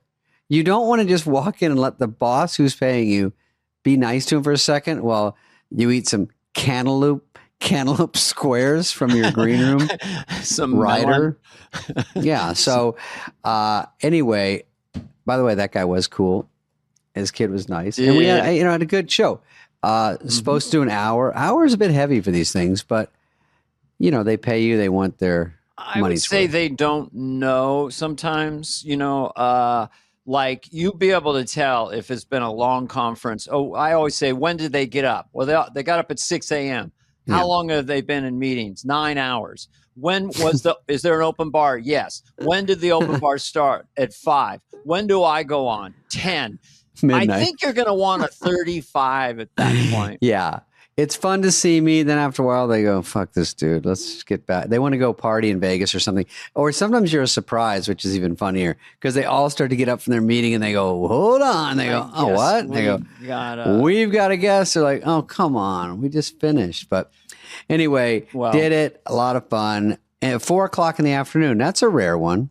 I love that. What I hate is 10. I'm doing a private party where I found out that I follow a heavy metal rock band for an hour, and then I go up, and they want me to do 50. So. Ladies and gentlemen, I hope you enjoyed Skullfuck. Now here is Dan Garney. No, they're going to have the flashing light. Yeah. Please put the fireworks out. Thank you for enjoying Twisted Pussy. Here we go. We've got one more quick performer. He's going to do an hour 10. Yeah. Fuck you. They're ordering drinks, doing blow, and then I come out. Wasn't that special? Hey, and I get a standing on just that Who one has line. A green car? You know what's funny? I'll tell you this. Last night at Comedy Magic, because there's a lot of people do crowd work. Their magic? No magic last night. And it's funny because they always usually have a magician. I think because I had Bobby and Jeff Cesario. All right. So no magic. No magic. So Jeff. The crowd's in a bad mood already. The crowds, they if you do crowd work, one funny trick that comics do, have you ever seen this maneuver? Mm-hmm. Like they go, hey, how many kids you have? And they go, 2. They say some normal answer. And then the guy goes, oh, and he has no joke. So he goes, the other night, this lady said she had 9. And I was like, blah, blah. And he says a joke. And I'm like, are you referring to another night when you said an ad lib that was funny in that scenario and repeating it? Yeah. And they're like, yeah. It's called the pivot. It's like, it's a good pivot, go back right? 2 weeks where I had a better ad lib. Off the top of your head, how many kids you got? 2. What would be the most reasonable ad lib that you get a laugh on? Just that. It's not a great setup. Well, I think I would, if you're a good crowd work guy, you go, what is the most common answer? And I'll think of a joke ahead of time. Well, I have one. Go ahead. Yeah, I'm here. Yours. How many kids you got? 2. 2. So your husband enjoyed his vasectomy? Fuck. So you got your tubes tied. Yeah. So you got one from each nut. I guess you're done. So I didn't get my tubes tied. All right, fire 3. So, okay, what if I have 4 kids? 4 kids. Okay, you're 1 shy of a basketball team. So I say, get frisky. You've got a full game of pickleball. We have 7 kids. Doubles. We have 7 kids. David Spade. What team in the NBA are you on? We have 7 kids. What are you, fucking nuts? Yeah. Dude, this guy is jizzing, folks, and it's landing. This guy's bullseye. This guy is the Arnold Schwarzenegger of sperm. Yeah, I find my way to the egg. It's not a problem for me. Here we go swimming through the water. This guy got 7 Yahtzees. Okay. But the good one is you go with a couple and they're not married. They're just dating the first and it's date. awkward laughs. Awkward laughs. And what do you do for a living? I'm a student. Oh, so you're unemployed, or so you're broke. There's you know, but the best. Or you say, go ahead. No, we said this before, but it is illustrative. We're on this topic. The most popular put down in the 80s versus the most popular put down in the last 5 years. Most popular put down in the 80s, someone heckles you. Hey, man, I don't come to Jack in the Box when you're working. Huge laugh. Today, I don't come to your job and slap the dick out of your mouth. While That's you're working. the difference in the culture. Yeah. Yeah, it used to be, I don't come to McDonald's and knock the broom out of your hand. While you're I had never heard that one. You never heard that? That was what I used to hear. I don't come to McDonald's and swack a milkshake out of your mouth. I don't pull you away from the milkshake machine. Well, do you ever have a bid on how many hamburgers they sold? Because there were a lot of people doing that. Oh, it was 1 billion for a while. They used to announce it on the out front. I think they went, 100 million, and they got to $1 billion, and I think eventually they just go billions and billions. No, and then they said, we've sold a shitload. Believe us. Believe me. Trust me. The golden arches are actually made of diamonds. Yeah. Well, I know we're going to talk about topics, but I don't think the topic of the movie news about the rumor of the Bodyguard, I don't think we're going to talk about that, but I heard that, and I was going to ask you, if the movie The Bodyguard, you've heard of it. I know a lot about Whitney Houston. I worked the director who directed The Bodyguard. Oh, that's right. Mick Jackson. So I know a lot about The Bodyguard. Okay. So what would you say if you heard it was going to be Taylor Swift in a remake? For the That's remake? Not a bad pick. Yeah. Super famous. I got a feeling, my blink on that is that she would actually be a really good actress, and she'd be good in it. Because Whitney wasn't an actress, was she? No, but Costner is extremely talented and really smart, and I think that he made her.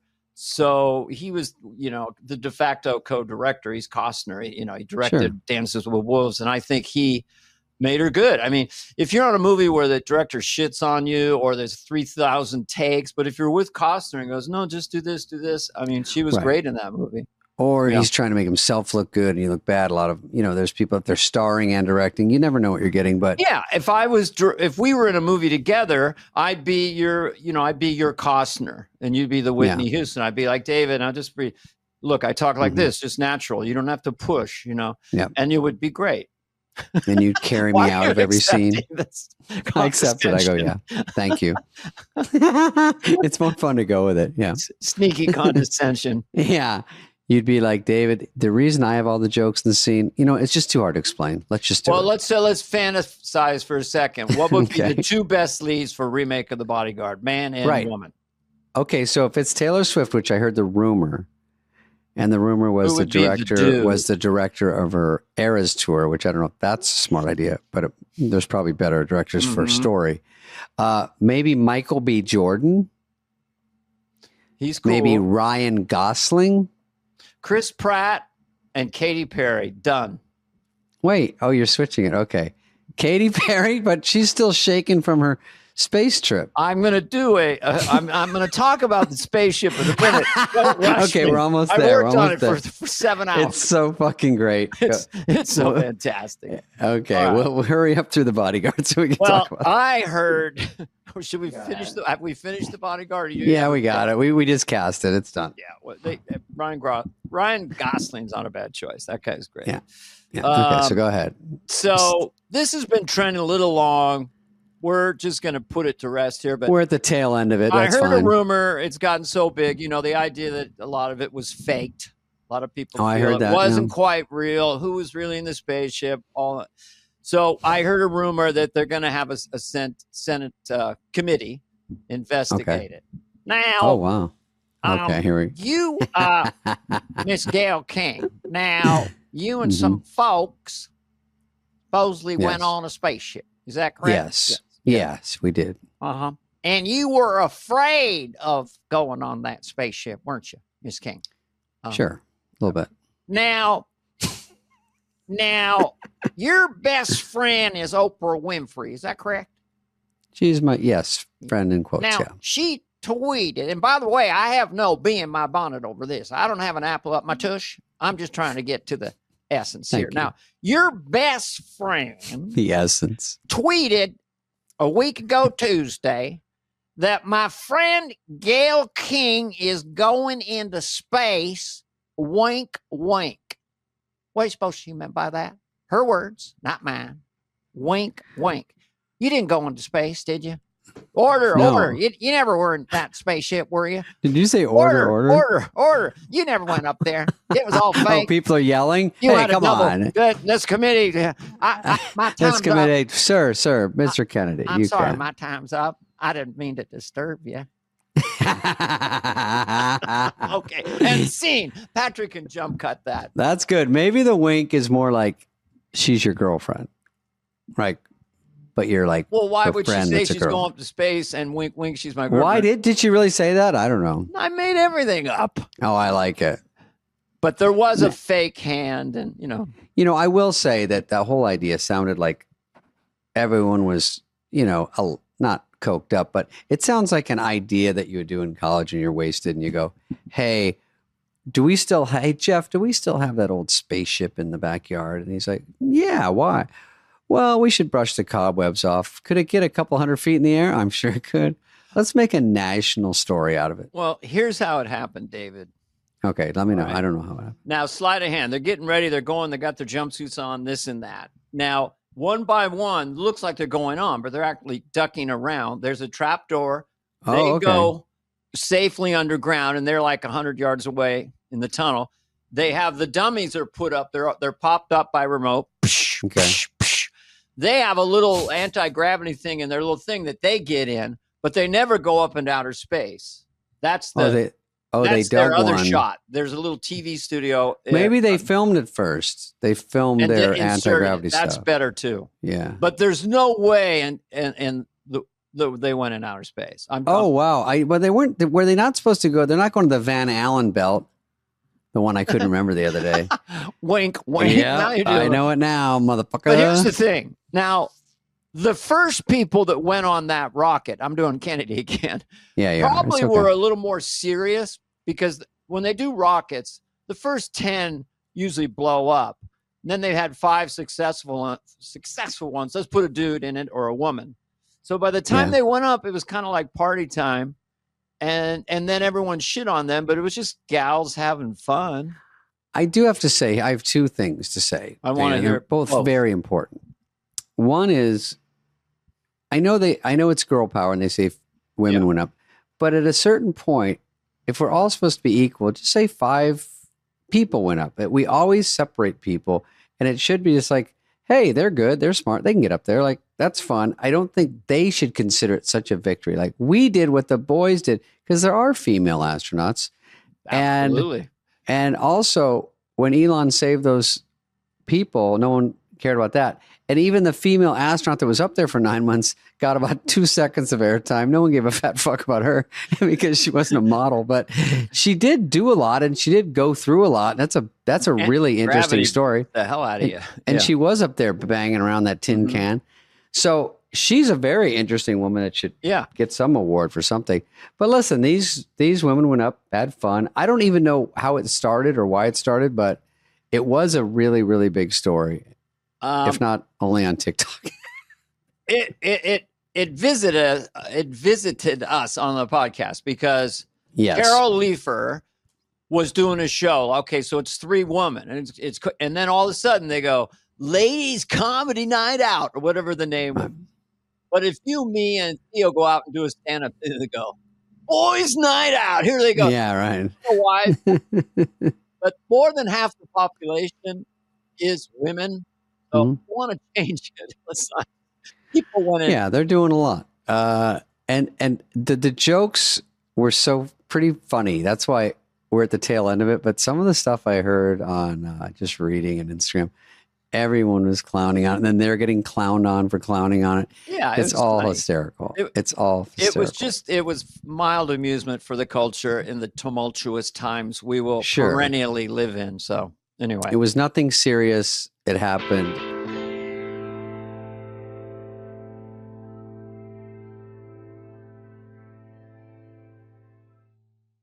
Dana, I'm a little bit of a spendy Susie. If you know what I mean. A boozy Susie and a spendy Susie. Yeah, I'm more of a boozy Susie, but yeah, you are a spendy spender. Yeah, and a lot of our listeners are nice enough to write in and say you look like you drank a lot and slept on your face, but that's just constructive criticism. Well, it's very concise.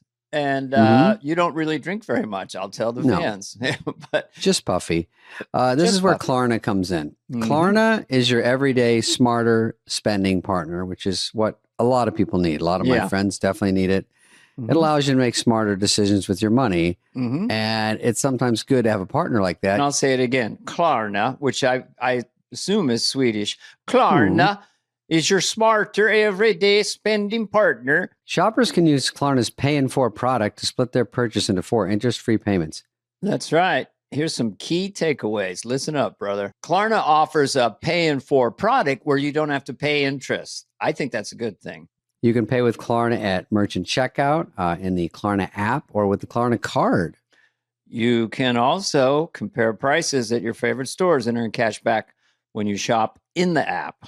They're making it effortless for in-app shoppers to get more value from every purchase. So choose Klarna at your favorite retailers or shop now at Klarna.com. CA resident loans made or arranged pursuant to a California finance law license. NMLS number 1353190. Klarna, balance account required. Klarna may get a commission. Limitations, terms, and conditions apply. They do. I'm just going to say it. It's a Klarna summer. You know, randomly, sometimes people ask for your driver's license. And so I'd like to see ID, please. Either they have to scan it or something, whatever. And then I'm a senior and I'm trying to find my license, and I feel like such a fucking early onset demented idiot. I'm going, it was in here, and it's like a card. It's between 2 credit cards, and I put all the cards out. It's like the Amazing Kreskin. Like, where the fuck is my driver? And they're looking at me like, you fucking You're like that magician Ronnie J or somebody, where they so it's like a card trick. They go, it is in my wallet. And then you pull out a bunch of cards. It's going to be one of these, and you lay them out.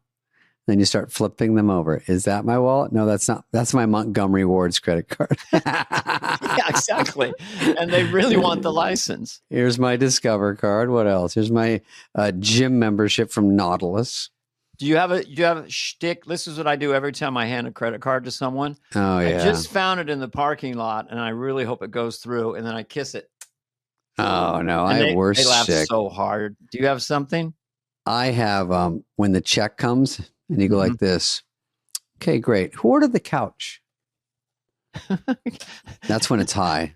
Got nothing from Heather on that one. That's funny, though. That's a good one. I like that. Yeah. No, and then I go like this. Oh, do you have financial aid? And then I go like this.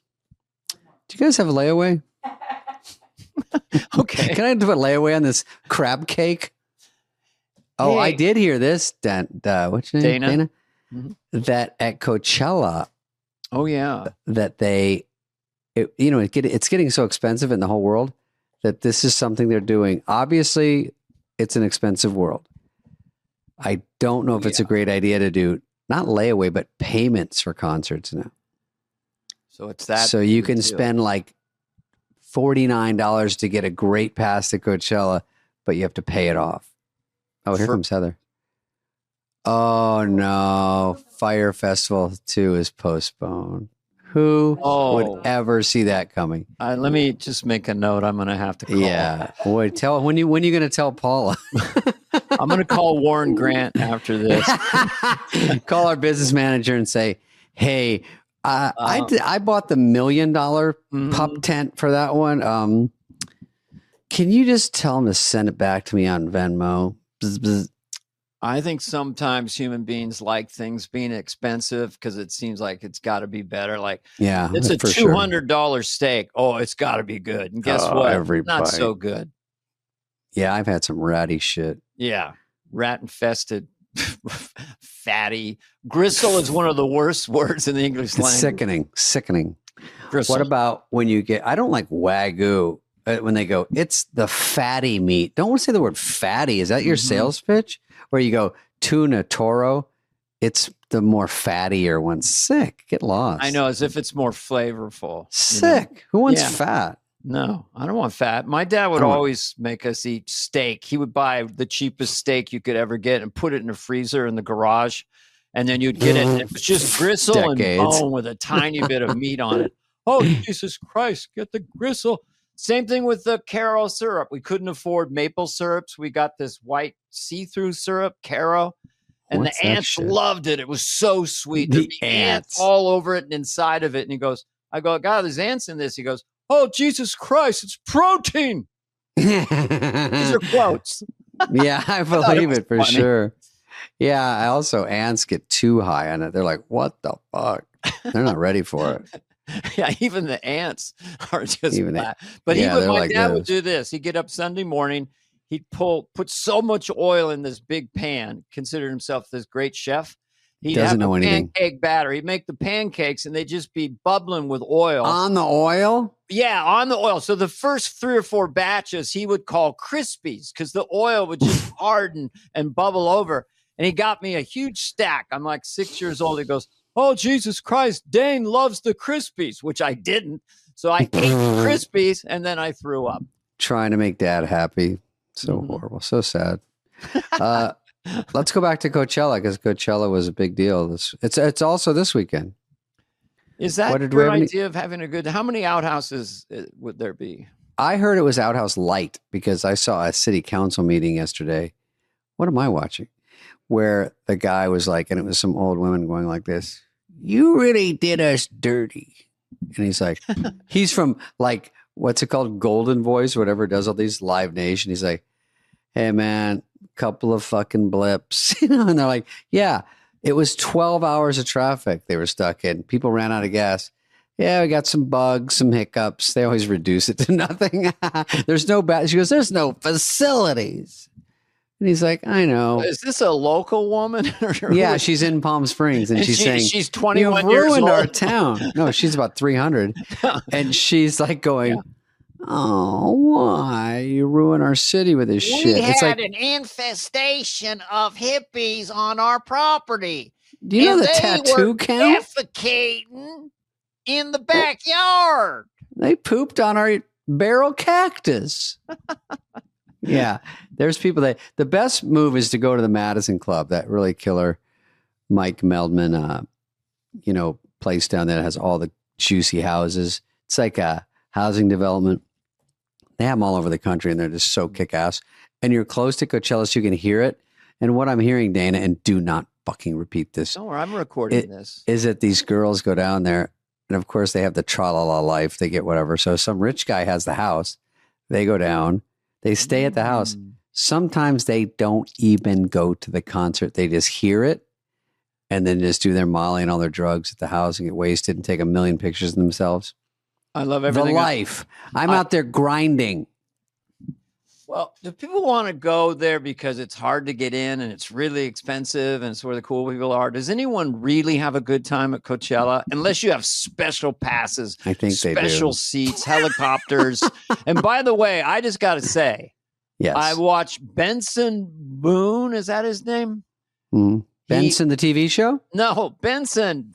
Heather would know. Yeah, Grammy I know. Award, with the jumper. Yeah. So he looks like he's from the 70s. He looks like Burt Lancaster in the movie Trapeze. He's wearing like a trapeze onesie. Yeah, I saw him, and he did a flip off the piano. Well, no, and he's covering covering Queen, Bohemian Rhapsody, and then singing the song, and then doing triple flips off the piano over and over again, and running and sprinting. So I had to say I was entertained. I'm like, you're taking a circus performer, giving him a really good. Yeah. So he's tumbling, and he did a magic trick at the end. He had pick a card, any card, as he finished. Nothing really matters. And he flipped a card and was like, ah. No, he did not, did he? Hmm? Because first of all, let's start with he's good looking. I was kidding. Once you're good looking, well, everything's easier after that. Is he can sing. No, he can sing. Heather, is he? Yeah. He can sing. Picking Bohemian Rhapsody, the best part was bringing the real Brian May to play guitar, and no one gave a fat fuck. That was sad. Smattering of applause. People like, who's this old guy? I was on a Zoom with Brian May a couple of years ago, and I said that Bohemian Rhapsody was a full-blown masterpiece of pop rock. And he's very humble about it. Oh, geez, thank you. But he had a little stroke. He's recovered. He comes out, giant mop of white hair, and he just nails it. And it reminds you how brilliant his solo is on that song. Is amazing. The song's amazing. But Benson Boone has pipes. I guess he's good looking. I don't get it. But no, I'm kidding. That's what and Brian May, the comments were like, who is that guy? He needs conditioner in his hair. And I was like, well, that's sort of being superficial for a superstar guitarist. It's probably voted one of the top 10 of all time. I think might be underrated on those lists, but he's definitely known by everybody else as one of the greats. And, you know, everyone's forgotten, David. I know. Every year that goes by. What percentage of Coachella would know who Johnny Carson was? 0, 1, 2? 0 to 1%, yeah. So that's all right, but they do know Queen because Queen has We Are the Champions. You know, Dana, no one asked me this, but I did do a video on YouTube for Funny or Die, clowning on Coachella about 10 years ago. Oh, yeah, I remember that. You were at the table. And every year that was funny. Yeah, Charlotte McKinney comes in and we make fun of her for attending Coachella. I would post it, but you can't repost Funny or Die. So is Funny or Die still around? I don't know. Let's look at a clip. Is it around, Heather? And Funny or Die is on TikTok and they posted it. Oh, they're on TikTok. They are because they posted clips of it, like 1 minute clips of it. The whole thing's probably 4 or 5 minutes. Yeah. Okay, what's the next story? Or are we doing stories? Yeah, what's the next one? The panel of 5 judges was ready to hear his case when he asked to play a video to make his case. May it please the court. I come here today a humble pro se before a panel of 5 distinguished justices. Is this, hold on. Is that counsel for the case?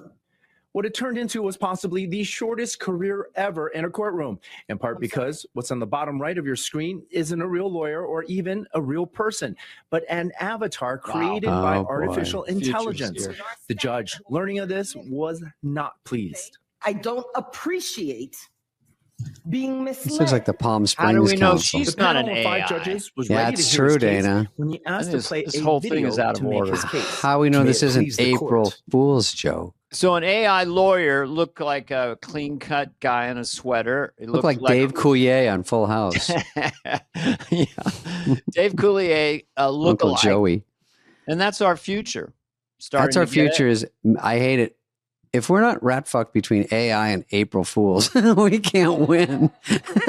You know what we're going to do, and I'll announce it now because it'll take time to get it together, is we're going to have digital copies of ourselves, do Superfly. Of us. Okay. And the weird thing, it might be the best episode. Oh, what if they're way funnier? What if they don't stare in the camera at their hair like I do? Okay, that was good though, Dane. I like that one. There's other ones. I could see saying, you know what I thought that was going to be? That the court was AI so they could decide if you're guilty or not just by facts with nothing else. You know what I mean? No personal opinion. Just this happened. Here you go. Or the law is this. Boom. That might happen. Yes, I think so. Okay. Who is this? The guy from The Office? No. Okay, speaking of which, this guy tattooed KRUD because you win $250,000 on a radio station. So he did it on his forehead, and it's huge. Yeah, now play it. Tattooed the word KRUD on his forehead, hoping to win a $250,000 prize, but it turned out to be a thoughtless and insensitive April Fool's prank instead. In 2021, a popular radio station named KRUD ran a contest claiming that they would reward $250,000 to the first listener who tattooed the word KRUD on their forehead. Mr. Bell, hoping to support his financially struggling parents, jumped at the chance and got the tattoo, only to discover that it was all a hoax. So, surprisingly, the radio station had confirmed that the challenge was real when Mr. Bell phoned them just before getting the tattoo. This is the problem. Furious at being fooled into making such a life-changing decision. Then he called ahead. Mr. Bell sued the radio station for $510,000. Oh, okay. KRUD, however, claimed that it was entirely Mr. Bell's fault for not recognizing the obvious prank, and that the competition's terms and conditions clearly stated it was an April Fool's prank. Despite their arguments, the judge ruled in favor of Mr. Bell, and he was awarded the $510,000 compensation for the prank. Wow. I agree. I know, but if you watch it, he takes out just a wet rag and just wipes it off. Oh, and he does it back. Do a to him? temporary tat. Jeez. Get $510,000. $510,000. Must be nice. Must be nice. Do we have one with the bully, Greg? Oh yeah, the bully's good. There's this one has a surprise ending. All right, this is everyone's nightmare in school. This is Spade getting bullied. Yeah. No, actually, I do hate bullies, but go ahead. I'll just say that. Yeah, this is self-explanatory, but it's that guy. So I guess he's bullying his kid. He's probably a teacher or something. Want to fucking pick on some more kids? I think he's a dad. Oh. Pick on some more kids? You think it's fucking funny? You think it's funny? It's like Jason Kelsey. The way that guy walks. Jeez.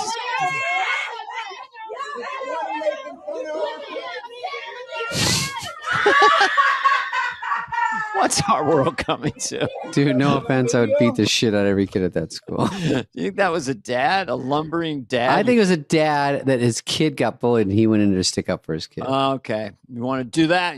It's kind of chilling. Now I make you feel bad. Now I make you feel bad for him. Yeah. And then the bravery and the shenanigans of pantsing a hulking, angry adult. But they sprinted away. But they know he can't beat him up. And he can't move.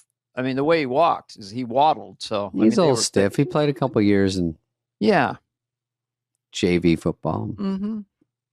But a lot of anyway, I don't know if I love seeing his nutsack. No, that was the humiliating part. Maybe we can cut it out. That was like a scene in Me and Grown Ups when they made me walk up the stairs. Okay, so no, it's funny if they'll let us. It's fun. It's the funny part. Look at this. It's just Nike a lot of stuff's happening that you don't see, David. You know what, Dana? You look, but you don't see. You hear, but you don't listen. You live in David world. Quick impression of you. I'm going to Coy. I'm going to have fun. I'm playing this city. And all the while, this life is going on outside your little Spade bubble. You know what's funny about Coy is on Theo's. He's like, remember we ran into Jellyfish or whatever that guy's name is? Jelly Bean. And he goes, Jelly Bean. And he goes, yeah, we were at Coy. And I'm like, of course we were at Coy. How funny we were at Coy. We go other places. Every story comes into Coy. You and I don't go to Coy enough, and I'm sad. It's good. We have fun there. Yes, because I like it. It's nice and cool. The music's very benign. It's dark, and it feels very You can serene. sit out back now. It's even quieter. Yeah. All right, next story. Mm-hmm. All right. KTLA, which I listen to sometimes, they accidentally post the N-word. I'm not laughing. On X. Technical error? Twitter. Come on. What? Who's vetting this? On God's green earth? Yeah. They said, here's what they said, I think, because this is a story from LA. Okay. They just put that word and tweeted it out. Okay. But I think they said, we were trying to put the words to block. You know, Heather, you had to block stuff on my Instagram once. Oh. That's in settings. Post is in posting. Oh, yeah. This is posting, not settings. Yeah. So it's a little flimsy, we're hearing from the audience. But yeah, either way, run from this. Just please hope the world keeps moving because are we going to see something or that was well, it's hard. Headline. You get it. They just put a tweet out that just said that word and they were like, hey, everybody. And everyone's like, huh? A news station. And they're like, pushed wrong keys. Yeah. Sent Mistake, please. Yeah, they had one guy, and he has had a private room. His only thing was to vet the articles. Yeah, well, I missed it. Was thought I was had a big lunch. Pepperonis were make me temporarily blind when I press the send button. Temper insanity. No, it's perfectly right. No, I should have, but I don't. She's a beautiful. Okay, that's a story. Next one. Okay. You went into Owen Wilson. Well, I was going to do Owen Wilson shaming the guy. You got to be better with that, man. You can't do that. You got to tell him not to put out words like that.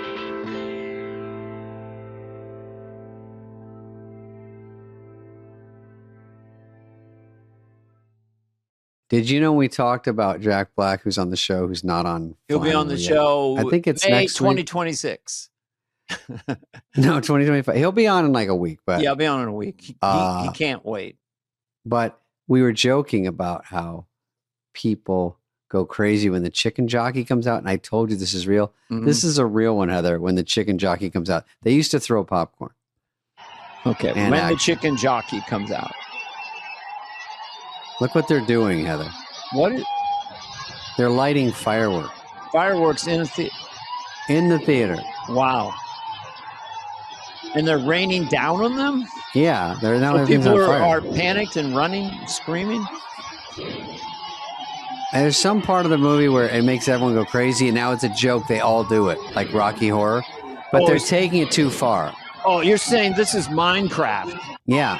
Oh, and a certain part, everyone comes in and lights on fireworks.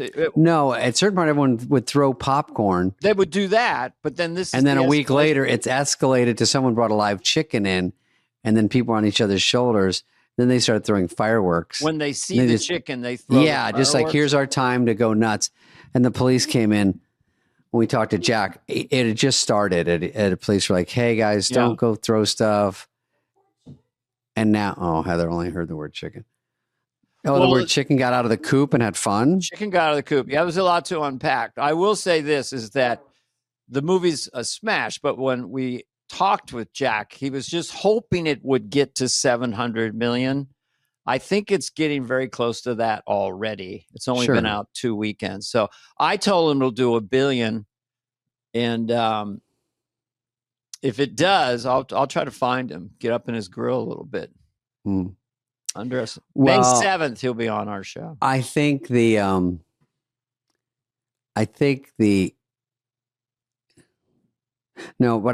what I think was I thought. Are you all right? No, I forgot my train of thought because you said May 7th. And I was like, just many strokes are not conducive to talk show fodder. Oh, I was saying this sort of controversy helps a movie a lot because every dopey kid goes, oh, we got to go see this and see what people will do. Actually, I'm going to bring a handful of rocks. And then it escalates. So they can get on video and film it and post it and be like, I was at that one.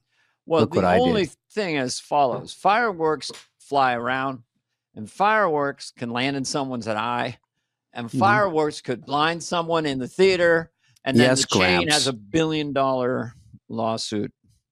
I know. So the movie makes a lot. The theaters bum out. They might sue the movie too. Yeah, right. I'm sure he doesn't want this much chaos. Okay. I'm a grumpy old man, and I don't like fireworks in a movie Put him out. theater. Pistol Pete. I'm trying to watch John Wayne. My day, we used to put silly putty on the cartoons. In my day, we didn't have movie theaters. We make a sock puppet and make our sister laugh while it rained outside. We light that on fire. Yeah, that's a feature film. Did you ever go to a double feature? You go in at noon, you come out at 6 o'clock. Or a drive-in? Not a drive-in. Two matinees in the afternoon. I did double feature in a drive-in, motherfucker. That's like raw dogging. I did all-night creature features. Oh, I did not do all night in the drive-in watching Edgar Allan Poe, Vincent Price, old-fashioned horror films till dawn, bitch. My brother, they know I'm the scared one of the family, hence Dandelion. And they go, hey, come with us to see the Blood Farmers at midnight. And I was like, that's not a scary one. They're like, no. You think from the title I might have deduced that it was scary. It was so sickening. I had to walk out and walk home. At 12, Dana. My friends and I. This is why I'm fucked up. Which I probably said before. We go, oh, what's that? We're trying to see a movie, high school, but 16. What's that? X or who? Sisty what? We go in, we're in the third row. I've no idea. Exorcist? The original Exorcist. Never. Had no idea. And it really disturbed me. And I was, I was flipped out for a long time after that. I still haven't seen it. Yeah, it's too much. I swear I haven't seen it. It's a brilliant film. When they bring in the devil. You know what, Coachella, I have to say, and this sounds like a little bit of a pulp. Lady Gaga, who is great, I don't think they need this extra part where they're all adding this devil worshiping satanic rituals in their act. It's not just a quick thing. They do a whole thing. I just think I would walk out. I hate to say it. Maybe I'm alone. I can't. I don't know why they do it. I don't know why it's cool. And I don't know why. If worst case scenario, it's just corny at this point. Sam Smith, it's just so like heavy and weird and dark. Why? Now listen, we had AC/DC and they had like a picture of a devil and obviously in the background.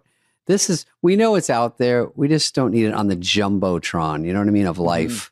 Like it's in the background every time. We're trying to get through life every day. Why that offends me?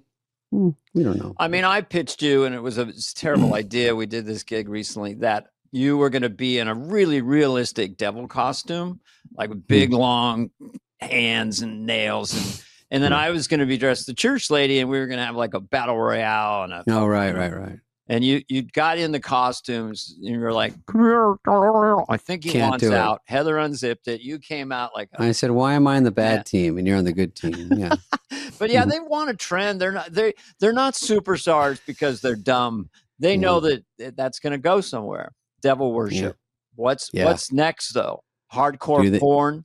Right. Sacrifice. I mean, it is a slippery slope. I think so personally. I sound like a bit of a prude, but call me old-fashioned. Legit concern for the world. Good music when I go to a music show. Yeah, sorry. I paid my $3,800 to sit in the 50th row. I want a good show. Well, I've got my green wristband. I get to go to the nacho stand in the Tater Junction hut. Let's do something, let's get a band that just does all the Monkees songs from the 60s and call it Coachella. And it's like 40 miles away. It costs like $2 to get in. Just make a mini Coachella. We could do a different, but Coachella is hard to compete with. It's a second weekend. They're going to do it. It's going to kill. Okay. What's the next story? Buskers. Mm-hmm. What's a busker mean again? Busker, is he selling stuff? Oh, just a street musician? Street performer. Okay. Yeah, trying to make money. All right, let's see how good this guy is. All right. I'm from Norwich. He's from Norwich. Okay.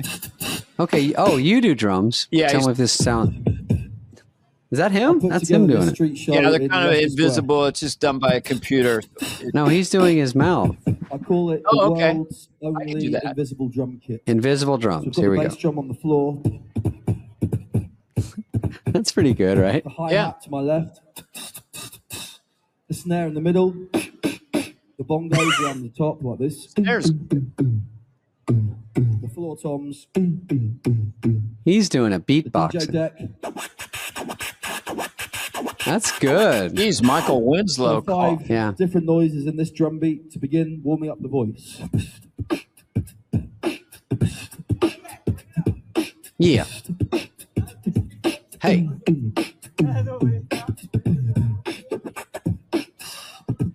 Motherfucker say, huh? I'd like to know what he's got coming through that amp as far as helping out. Thank you. Yeah. Adding this sound. I can do that. Whoa, whoa, whoa. He's having a seizure. A little bit faster this time. I'll make it a drum and bass beat. Everyone's just walking by. No one gives a shit. The song's not very catchy. Up the bass. All right. I'm gonna have to give this guy the buzzer. Just listen to me for 20 seconds. Yeah, let's see if Danny can do it.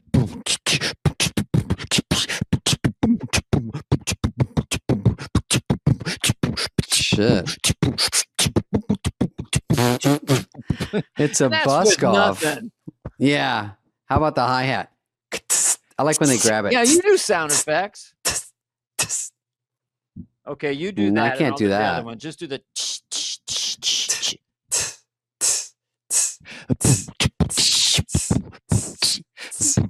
It's so boring. It's so bad. It's so corny.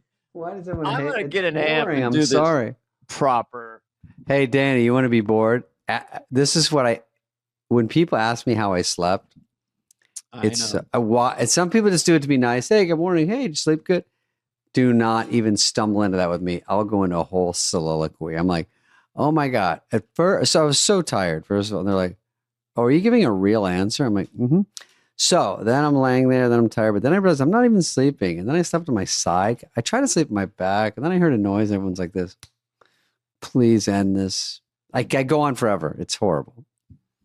Maybe you need. Do you wear a mask? Are you one of those people? You wear a mask. I have a CPAC on my wiener. Yeah, and that helps you sleep. Or no, just makes a noise. It just feels good.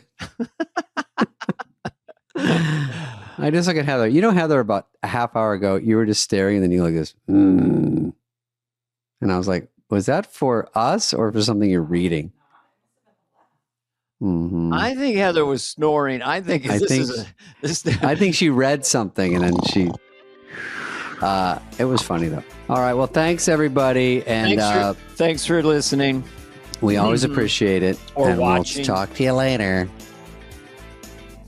This has been a presentation of Odyssey. Superfly is executive produced by Dana Carvey and David Spade, Jenna Weiss-Berman of Odyssey, Heather Santoro, and Greg Holtzman. Hope you liked it. Mm-hmm.